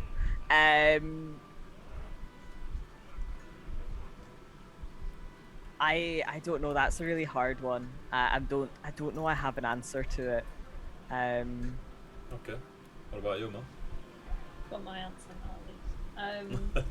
I think what Ari's most proud of is that he's actually become an adventurer now. He's not just somebody tipping around the taverns trying to get a free bed and a drink. He's actually a proper adventurer and like going and like doing what he said he was gonna do, but lied about it for so long. You live in the stories you're told. Yeah. He's actually becoming something that he's heard stories about. And he's heard people telling stories about them, and that was really weird to him. But me as a player, I'm most proud of the fact he actually went back home and actually faced up to his responsibilities. Yay! Cheers, because, Ola. yeah, there was definitely... Oh. You got a reroll. What reroll the question? Yeah. But yeah, I think like I'm most proud of the fact he's actually gone. The party has made him stand up to his responsibilities because he literally got stopped from running away. And that was actually really hard to play. I found that personally really hard to play, but it worked really, really well for the story. Yeah. Okay. That's pretty cool. I like this next one. Is that the Omega Sign? Yeah. If your character were to retire, provided they have not been slayed by Kelthias wanting to get his sword back, where would they go and what would they do in retirement? This is a really easy one for me to answer. Farm. You should go home. Yeah. You should go home, go back to the farm. Samwise. Probably marry somebody nice, have some babies, adopt a lot more babies. And yeah, continue like small time druiding, helping people in small ways, and just gradually become the Just witch. just sit on that ancient dragon polymorph. You know what I mean? Just become the little old witch that, you know, there are rumours about why you don't cross her, but you know, really she's just such a nice old lady, so you know, why would you be mean to her? Always talking to Orcarian. We both gone mental. Yeah. just little old Lady Ruby and this tree just chittering away to each other, cackling at anyone that walks too close. Yeah, that's cute. That's what I would want for her. I think Kessa's time would probably be sort of split at the moment, at least, between the law and the desert. It's hard that those, especially with Drea in our current state, those two worlds have to be quite separate. Which you'll probably, because she won't go into the water because it's She'll die. dangerous for her. But at the same time, you can't really take a siren to the middle of a desert, and she has responsibilities there, same as Drea has responsibilities in the desert. So I think his quote unquote retirement would probably be kind of time sharing between the two families, or the one family, his family, but in the other sides of things. Okay. I think this one will be quite hard for you, Mel. Current state of game. A few different answers. I think a few things need to happen to clarify. Yeah. I mean, Ruby will adopt you if you like. You'll have to work, though. No working. No, he's had enough of that. I did one whole day work, you know. Oof, no. I think, like, obviously, originally when he first started the campaign, he would have been very much like, I just want to be drinking and whoring my way around raving home forever. That's what I always want to do. It's very different. In the footsteps of my great grandpappy. I don't know whether we'd want to actually go. We're so close to Stefan, but I don't know whether we'd actually want to just go and sort all that out and just go and live with Stefan for a bit. That's or fair. whether he'd just go and live with Zambia for a bit. You know, that would be the nice ending, wouldn't it? When they just retire off and the two of them just go and, you know, kill each other because they wouldn't be able to live with each other. Okay, that's pretty cool. You just get Eldritch blasted one day because you're done washing up. Or Yeah. What do you mean one day? This one's cool as well. These are good questions, Sam. These are good questions. If you were given an undo token and had to spend it, what action, if any, would your character like to undo? And what action would your player like to redo? Character would be stabilizing Zandria. You'd like to undo it? No, that's that. Like the instead. Oh, I of see. Fighting that spot. Yeah. You mean not let her die? Yeah. Yeah, that's a good. Because That's a We good. as That's a good. players all forgot that was a thing. It was- we could actually do. Yeah. Yeah. Okay, that's fair. So that's from a character standpoint, it would be more of a RP wise of a he wouldn't have Assumed. lost it and gone and attacked Nega Stefan.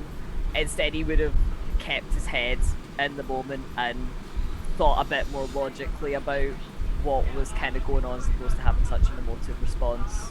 Okay, that's fair. Redo, we free the dragon every single time. Very, very similar for Ari in that basically it's kind of around Rhea dying as well. In that he was actually prepped for the healing spell. I was just happened to be a turn after Zandria, so player wise, I was already prepped. But yeah, he just feels like an immense skill, and a lot of his spell choices since then. Not that we've seen many of them. But a lot of his spell choices since then have been more protection and more kind of, and again it's all off that those decisions that were made. Because he feels guilty that he didn't protect her. Okay. And the redo, I'm assuming, is the dragon every time. Yeah, always, yeah, always. What about you, Jeannie? Maybe Uh, ice corn in the civilians? Well, let them die. that- Okay. Redo every single time. I mean, there is that, but actually, my initial answer is it's the same thing. There are times when Ruby thinks that maybe she should have just stayed in Toa, and then no, she'd have ended to end up with these 4 other people. She'd have done the same thing every time. So if you had an undo token, would you use it on anything? For example, like a spell you cast or a decision you made, or Yeah, I might use it on the ice. Again, that is I think that was a cool Not learning reactive. curve. yeah. It was not It would have been not reacting emotionally because it was panic, anger, upset, fucking There's a lot going ice on. ice storm, and it happened. There were civilians nearby, which was deeply regrettable. Beautiful. And but I think that is a lesson that she did need to Neat. learn because she was still running on cinnamon roll time zone, Yeah. Yeah, that's where everything's all right in the end, and They just get up and go for tea at the end of it. Yeah. I'm trying to keep her sweet and fluffy because I don't. Someone needs to be. Someone needs to be, but also I think it would be such a shame for that character if she did become completely jaded. Yeah. But she's had a steep learning curve, and I think some of it was necessary if she's in Team Save the World. fair. Have you any more questions on your list, Luke? I do indeed. Oh, okay. There is another one in chat, but it's up to you which one you ask. I mean, it's the one in chat that I think I might have because I've Okay. put it onto the list. In the campaign so far, what tiny, mundane, or insignificant moment has really stuck with you as a player for any reason?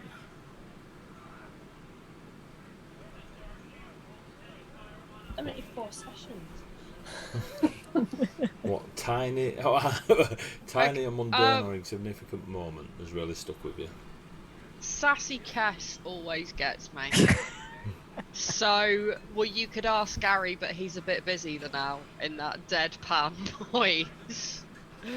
Really, like I was riding that high for days.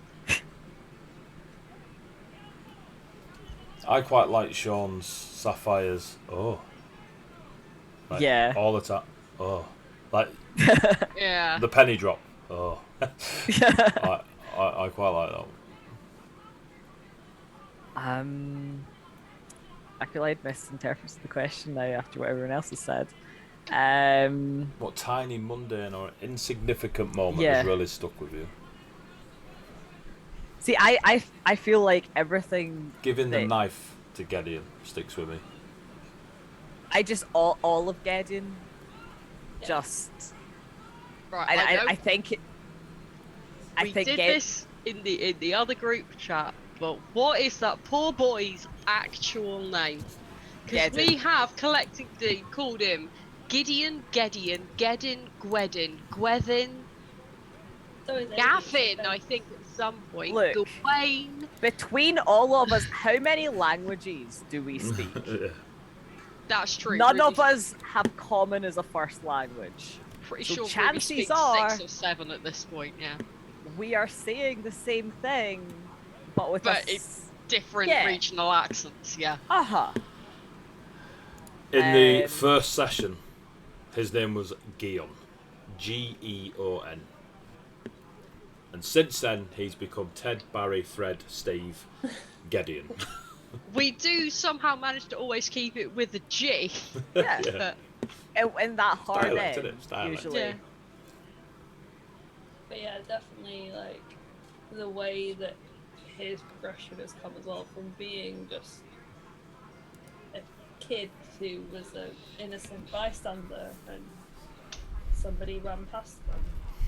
You made a choice. Yeah. I think the mundane moment that always sticks out is when there is a mundane moment, if that almost makes sense. Yeah, like it does. When we came across the village of people who had been partly pulled into the Feywilds, partly material. from the material, like seeing every time we encountered people who were just trying to get on with their own shit and had just been absolutely upturned into the middle of it. I just think that's shows how much of just a functioning world it is around. So every time that there's just somebody going about their own thing who's not like, well, I guess Calphias is coming. Better no, like the sheep still need brought in and the cows still need milked in the morning. The papers will go to press and the band played on. Like I like the reality of it. Yeah.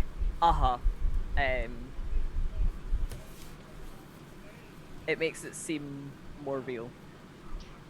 Another one is when I just completely on impulse said in character, "Oh, I can't read." It was just a throwaway line, but I said it to a couple of like really, really book smart wizards, and they both went, "You fucking what? You can't what?" And I was like, "Oh, that's a thing now." that's still a need thing our little that teaching is Ruby to read thing. canon as I feel like that's probably been going on in the background. In the background, yeah. I like the idea that she can do some stuff in a very like specific sect of Sarut brushed Sylvan, and there's other things that she's got excellent penmanship for in sort of whatever the sort of eastern side of Ravenholm kind of leans into. And also, Ari does speak Sylvan as well, which is why we've kind of used that as a thing sometimes to be like, hey, we can all speak in this language, bar Sapphire.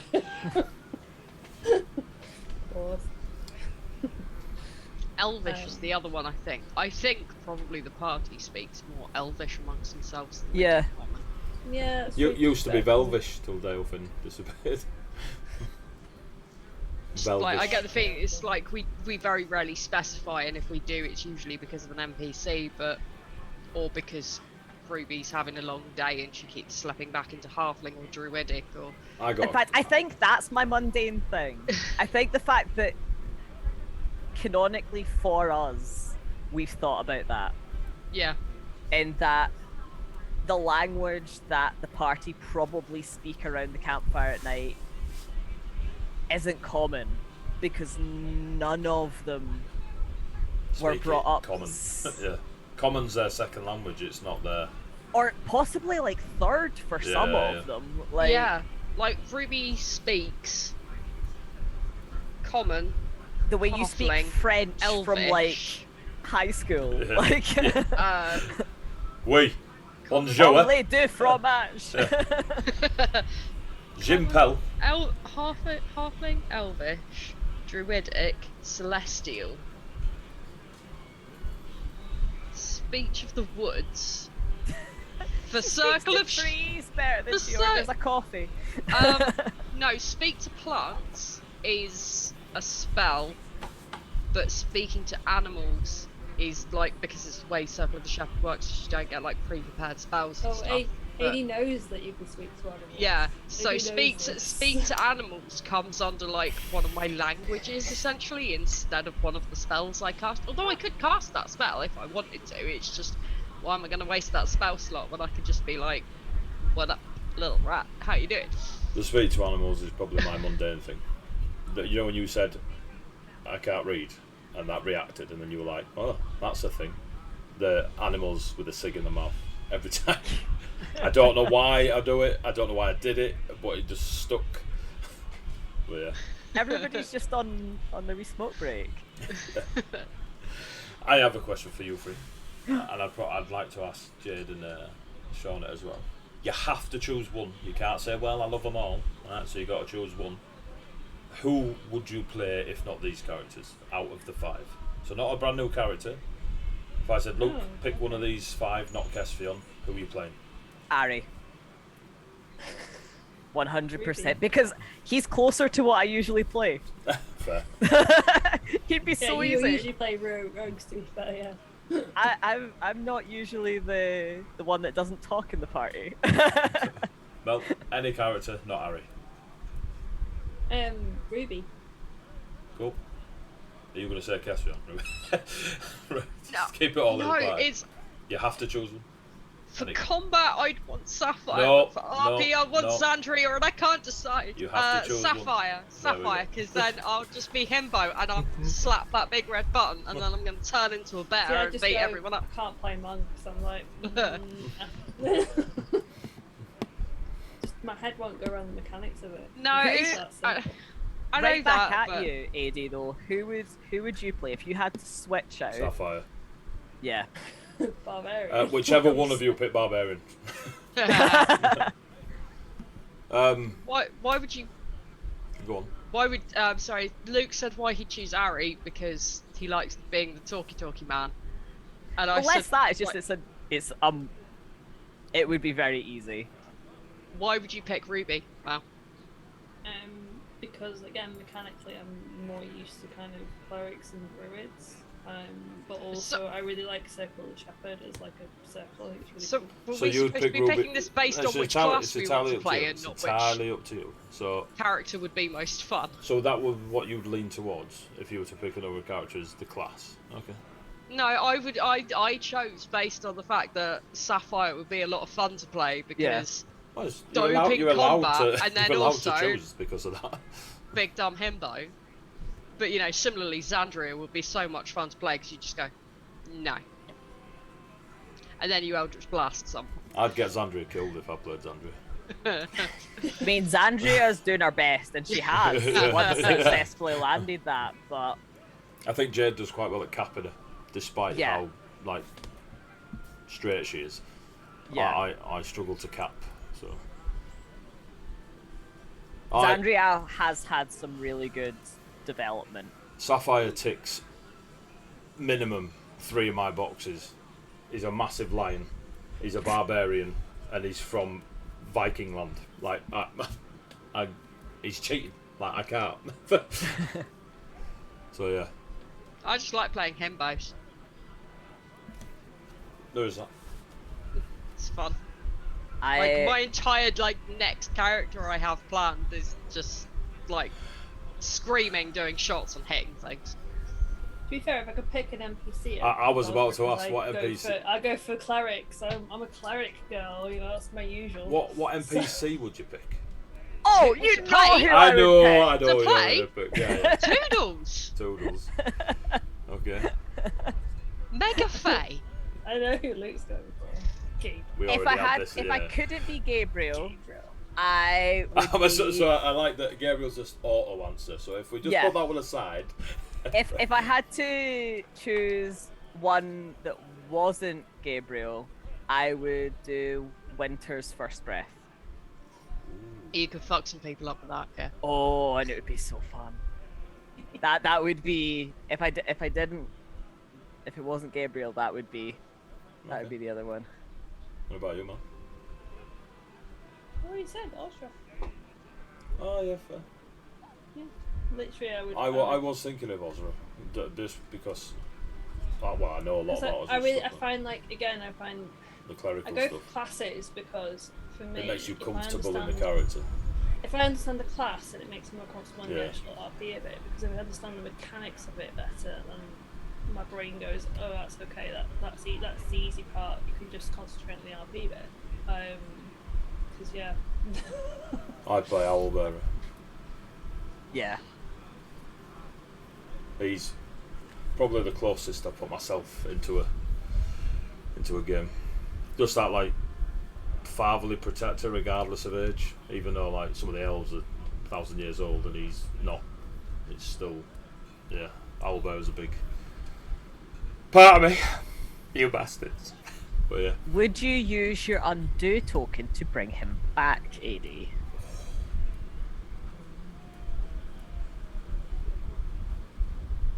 Oh! This is the first one this slowed his roll. Oh. It's tough. No, It's not because of similar to Ruby needing to cast Icecon on the civilians, which sounds terrifying, but To be fair, I think aimed in at a fucking demon. it's an AOE. The fact I think it was very much a cool thing for Ruby's development, and I think if Owlbearer hadn't have passed in the way that he did, if he'd have just died in a bandit fight, then I'd have happily thrown that token in. But the fact that Ozra couldn't stop it, and what I'd prepared for that encounter, and what I rolled during that encounter, and what Ozra tried to do, and it all just, for me as a DM, because I knew every aspect of what happened prior, during, and after, it was perfect for me. Even if the world never gets to hear about it, I couldn't have had a better, for me personally, a story moment. So undoing it it'd kind of be an injustice for me. Yeah. I think the undo, if I was to pick something of my own undoing, I fucking don't know. I've just thought of another redo.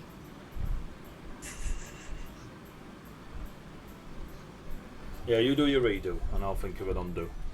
Casting Luke, silence you do a doo-doo. on this. Casting silence on Selena. Yeah, I would have that loved was a good another one. freebie shot at that. Like that was you were the only person that could do it because I was sitting there going, do I have anything that can do that? And I'm like, I don't because I'm. a I'd level thought 3 about it bard. before. Like I don't know. I'd mentioned it in group chat, but it was like 7 o'clock in the morning, and I was like, now that's dumb. That might be Kessa's proudest thing, though, was joining the song. What about bashing her over the head repeatedly? That was a bit weird, I'll be honest. Thanks, Jeannie. I just finally found something that the character could be proud of. And you brought it back down. See all them chips? Shit on. Yeah. And threading the song was really cool, like, because again, it was unexpected as well. Like, it was not something that we were like, oh yeah, that's what's going to happen. You try and have a moment that isn't about trauma. And everyone's like, hey, remember this is why you're going to need like level 70 psychiatrist after this. Like, Right. they're just going to cart you off. They're going to have to make a little pocket dimension, just put you in it. Big padded room. Maybe A the puddle whole in it. campaign is our shared delusion of we're all in a room. It's just Zandria talking to her mum. That's it. That's all that is. Yeah, I can't think of an undo. Can't think of an undo. Like, obviously, being asked if I'd undo something is different to Yeah. what would you undo, if you know what I mean. Yeah. Because as my job is, I need all your do's to happen Yeah. to make the story. So undoing it, it's Seems a little counterproductive. yeah. To... I mean,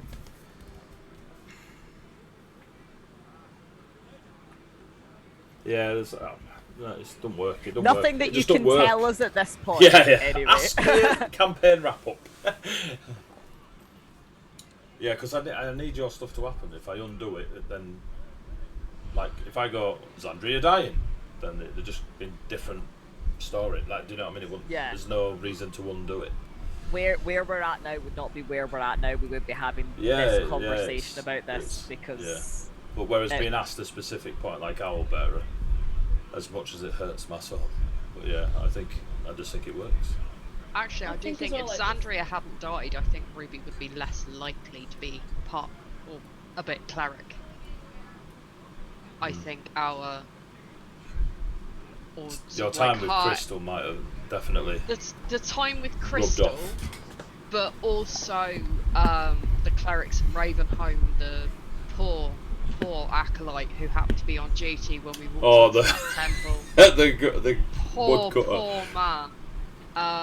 And speaking to the elder sister who was minding the younglings, I think because I get like Mel's mentioned, they don't really have clerics on the wall. They they kind of have clerics in Ravenholm. Like there's probably someone you can go and In see Ravenholm, about. yeah, but not like on Or the in wall, Toa, sorry, like there's probably someone you can go and see, like you can call in an emergency for a healing spell, or there's like It's probably like cleric dialogue. some There's more immigrant druids, cleric yeah. that's Yeah. living there, but you're more likely to come across like druids and the Yeah. like the whole concept of religion is wildly different. So this, yeah, that was sort of like Ruby's introduction to organised religion, One- and it was bring her friend back to life. Which is cool as fuck. The Yeah. To add to a cool moment that none of you got to experience was the maybe 1 hour, 2 hour one shot I did with Jade when Zandria was being resurrected, and how she chose to become a paladin and who she became a paladin of. We sat on a Wednesday night, I got her on a call, and we did a one-to-one session where she got to experience the realm of the woodcutter, and still was that's- oblivious to what was going on. But like she, how I don't know. How? But she, the She fact is that, the- yeah, that was a cool moment to do a one-to-one that was part of the bigger story. Yeah. Did you? Yeah, maybe Onyx. Did you not know that? But yeah, that was cool. You're saying how there, Luke, is we all know that what really describes our entire party is pure of heart, dumb of ass. yeah. But even as a player, like I mean, I'm not a Just complicated dungeon master. I could not believe that she'd not picked up on it. But I mean, I don't But know even though, then, she there's a was going like, certain- where she's going like the Red Lady, so it's kind of like Red Riding Hood, but then I guess then you've got a woodcutter, but I don't understand where the old lady comes in. We're Or just the all going, wolf. the grandma! Yeah. Maybe it's the guys dressed as wolves. Cabin Just- in the Woods, the Hooded Wolf, the Red Lady. I was like, come on, Jed. I thought the Red Lady was going to be more of a one-on-one thing. How It might so? still be.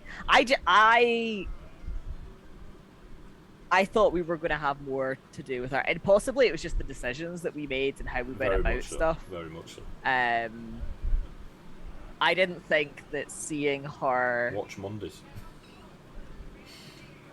I I can't know. watch D&D every night. I need to go to bed. If I had the time I'm a to sleepy dedicate boy. 6 hours a week to D&D instead of 3, then I absolutely I watch would. most of Monday. Yeah.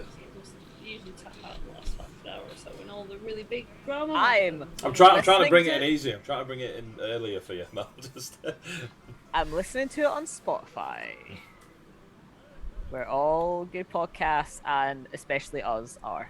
So, yeah, just a little plug there. didn't notice. Yeah, You're that's welcome. cool.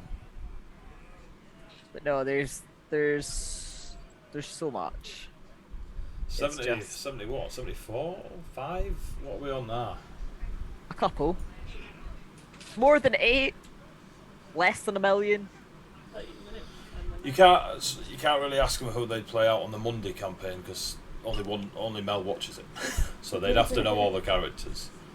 Who would you like to join your game from the Monday campaign? They've already had Eddie because he NPCs Tales of Wonder. yeah, The most competent, bro. In fact, they've had all of Rich is Berriman, Amelia was Garena, Yeah. Tony's not Ree was played with you a Soul lot. Taker. Yeah, Ree just was Tony. Soul Taker, so it's Tony and Hannah. Tony and Hannah. Tony No, and Hannah. Hannah. Hannah's not played with you No, guys. Hannah didn't. So yeah, so just Tony and Hannah. Tony would. I could tell you No now. offense, Tony, but I don't want your roles. I've already got a medal. Yeah. But Oh, wasn't Mel looks like a Nat 20 superstar next to Tony. Wasn't Rich also... But Berriman. He was Berriman, Yeah. but wasn't he one of the party in episode 1? Like, No. am I getting one? No. Yeah, you're getting confused. AJ and Finn were original for this party, and then yourself, Sean, and Leo. Leo, yeah, who played Orion. I was trying to think of the character name. Orion, yeah. They joined. You three joined after them two left. But yeah. So Tony. Okay, play out the Monday. Yeah. See, now I can answer this question. Yeah, you now, can right? answer it, yeah. I'm thinking now. Who like, would you play? Who would you play out of those 6? I want to play Beyond because it's just so fun. It's just He's the a button pusher of fucking the party nightmare. and just like He makes Sapphire look like Einstein. yeah. But we already, I think it was it asked yesterday about the campaigns crossing? Was it Merbonix that asked? Yeah. It was somebody that asked yesterday about the campaigns crossing over, and you were like, yes. And I Yeah. was like, I'm listening. Is there a potential, is there a possibility of a crossover? And I said, it's not a possibility, it's factual. But yeah, so for that Uli, yeah, they'll end up, who they'd like to join their game out of the Monday lot, we'll see. But it is on the cards. But yeah, Beyond's pretty badass, but yeah, cool. In We got terms it. of like players, I'd love to play with all the players. Like Yeah, I've said this yeah. many times. I'd love to have I wanted to join the vampire game that Rich ran. I just Rich couldn't is a very get to good DM. Sundays. Such Yeah, a good DM. Vampire And was I just like, incredible.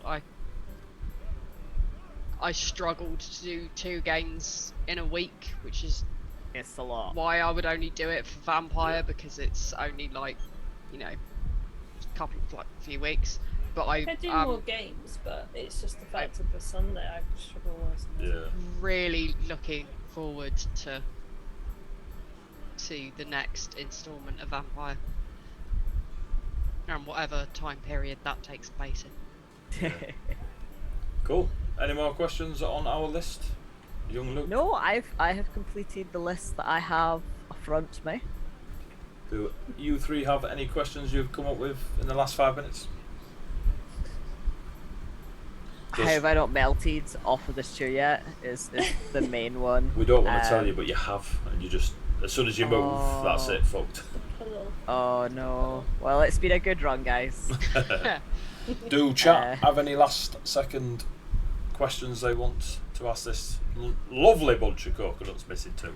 I've got another one for AD, one that we ask you every time we do this, and it's what was in this last kind of arc the biggest zag when you thought we were going to zig? So when you thought we were going to go left, that we went, no, we're going straight up. So previously you've said things like Drea talking to the ex, that weird moment that we had. That was. I didn't think that, so when Thingy's granddad died, you know about then. Yeah, that was pretty cool. That was a long time ago. Yeah, I think over the last, because you've been on a bit of a last say, I don't know, whatever sessions, but you've been gunning for stuff, whereas previously you were finding out what stuff to gun. Yeah. You've been, you went to the desert. You went out into the dream. You went after those creatures. You went after Kelthias. You went after Xandria's. So you know what I mean. You were gunning for stuff. Sapphire fucking off to Vey definitely was a zag. Not necessarily a curveball, but definitely a zag to a zig. Solomon going, because I'd not planned that. I rolled my story dice for it. You zigged yourself. I zigged myself. I did not want any of my sandy desert beautiful people leaving that place.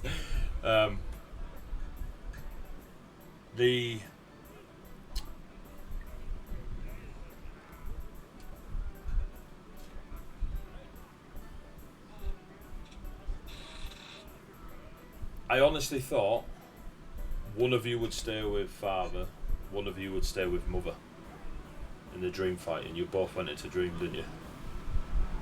Kess, so a little bit mine like is myself is a massive mama's boy. Yeah. So there was no way that I had a little bit of bleed on that one. Yeah. There was no way that I could. In my head, I thought one of you would, so you'd keep an eye on them both, but you both went to mother. So that was a minor zag. Harry likes to think that it's because they were trusted to look after them. Harry can think what Harry wants. He's dumb. It's fine. Not sure, because Ari was trusted was ever, at least recently, in Kessie's vocab. But Now, that's not fair. They trust him to fetch the firewood every camp while they cook. by comparison to anything else, yes. It's a joke in our group chat. Ari cooked for the party once, so it could be said he was pulling his weight. Whether it was weaponized incompetence or just incompetence, we'll never find out because we're never eating that again. I want to say that it's a zag you weren't aware of. But, as they often are. But in the in the Towan Highlands, there was something that I say missed. There was something I thought you'd pick up on, and you didn't, and you carried on doing what you were doing. Was it following the black and white man? No. That was another moment of if they do, they'll get to learn some stuff. If they don't, they will. But there was stuff going on, or something happened, and you kind of kept zigging and ignored the zag. So that you're other way around. Sorry. Yeah. You zagged, and I thought you were going to zig. So that's probably the biggest one. And so yeah, Sapphire to Vey, and then the Mist Zag. Most I feel of Toa was spent stopping a certain druid going Insane. Liam Neeson. absolutely feral. Yeah. Toa was a nice respite, like For to like take a breath. the first 3 hours of it, Yeah. and then it all went to somewhere in a handcart, a Barney place. A birdie place. But yeah, well, yeah. So yeah, there you go. Here's our most recent update. And I can't wait to find out what we missed. I think that's what I'm looking forward to. I don't want this bit to end as daft as it is. It's as excited as I am to play another aspect of this world. I want to have my cake and eat it, but I also want to know all the fun little bits that we're allowed to know that we missed, because maybe whatever we end up doing next, we might that might have been important, so we can't know that, and that'll be frustrating but really cool. Oh god, I have to build a new character, you know? You have a while yet, unless you all die on Tuesday. But yeah, It's just Ari, it'll be fine.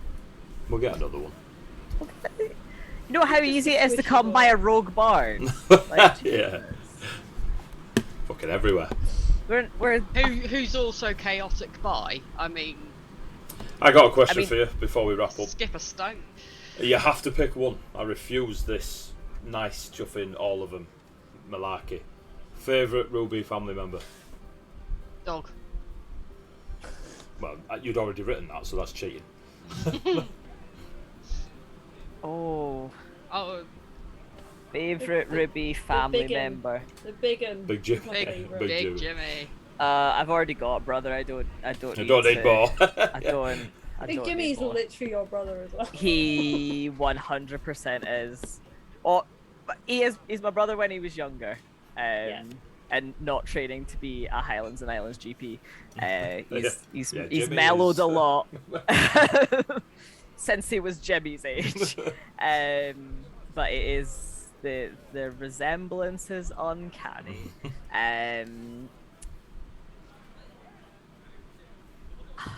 See, my brother is actually much more like the other. The quiet The old other. Yeah. Robert. Yeah. I That's what think his name it's. is. Get some I DM mean, skills there. I mean, don't get me wrong. My brother had some Jimmy moments, but he's More like Robert. yeah. My favourite family member's the baby. The future Mama, barbarian. though. Mum, I think. Mum is, was pretty badass. Yeah. You nailed wee Scottish mum so well. It's like, and you've got sandwiches, and you've got. Oh, She the jam reminded me of. sandwiches. Oh, She those reminded me of sandwiches Matt are and so Jean mouldy. so much. I'm putting It's a only wash. been like 2 days. It'll be fine. Jeez. I'm Yeah, putting a you wash didn't up. leave long ago. Like you literally. No, it's Yeah. 2 days. Yeah. We still haven't run out of sandwiches, but yeah, it's also the I'm putting a wash on. Hand it over. What? Strip. I'm putting a dark on. Give me your trousers. The only one that got changed was the one that got abused, but it's fine. It's okay. I was about to say I love that was brilliant. The way you brought it out and were like, none of you fuckers wash. Like it was so like I love the assumption of like the in-character out-of-character moment of it's just D&D, people just like hygiene is just you don't need to go through it. But the whole when it got mentioned, you were like, none of you have washed in 6 months.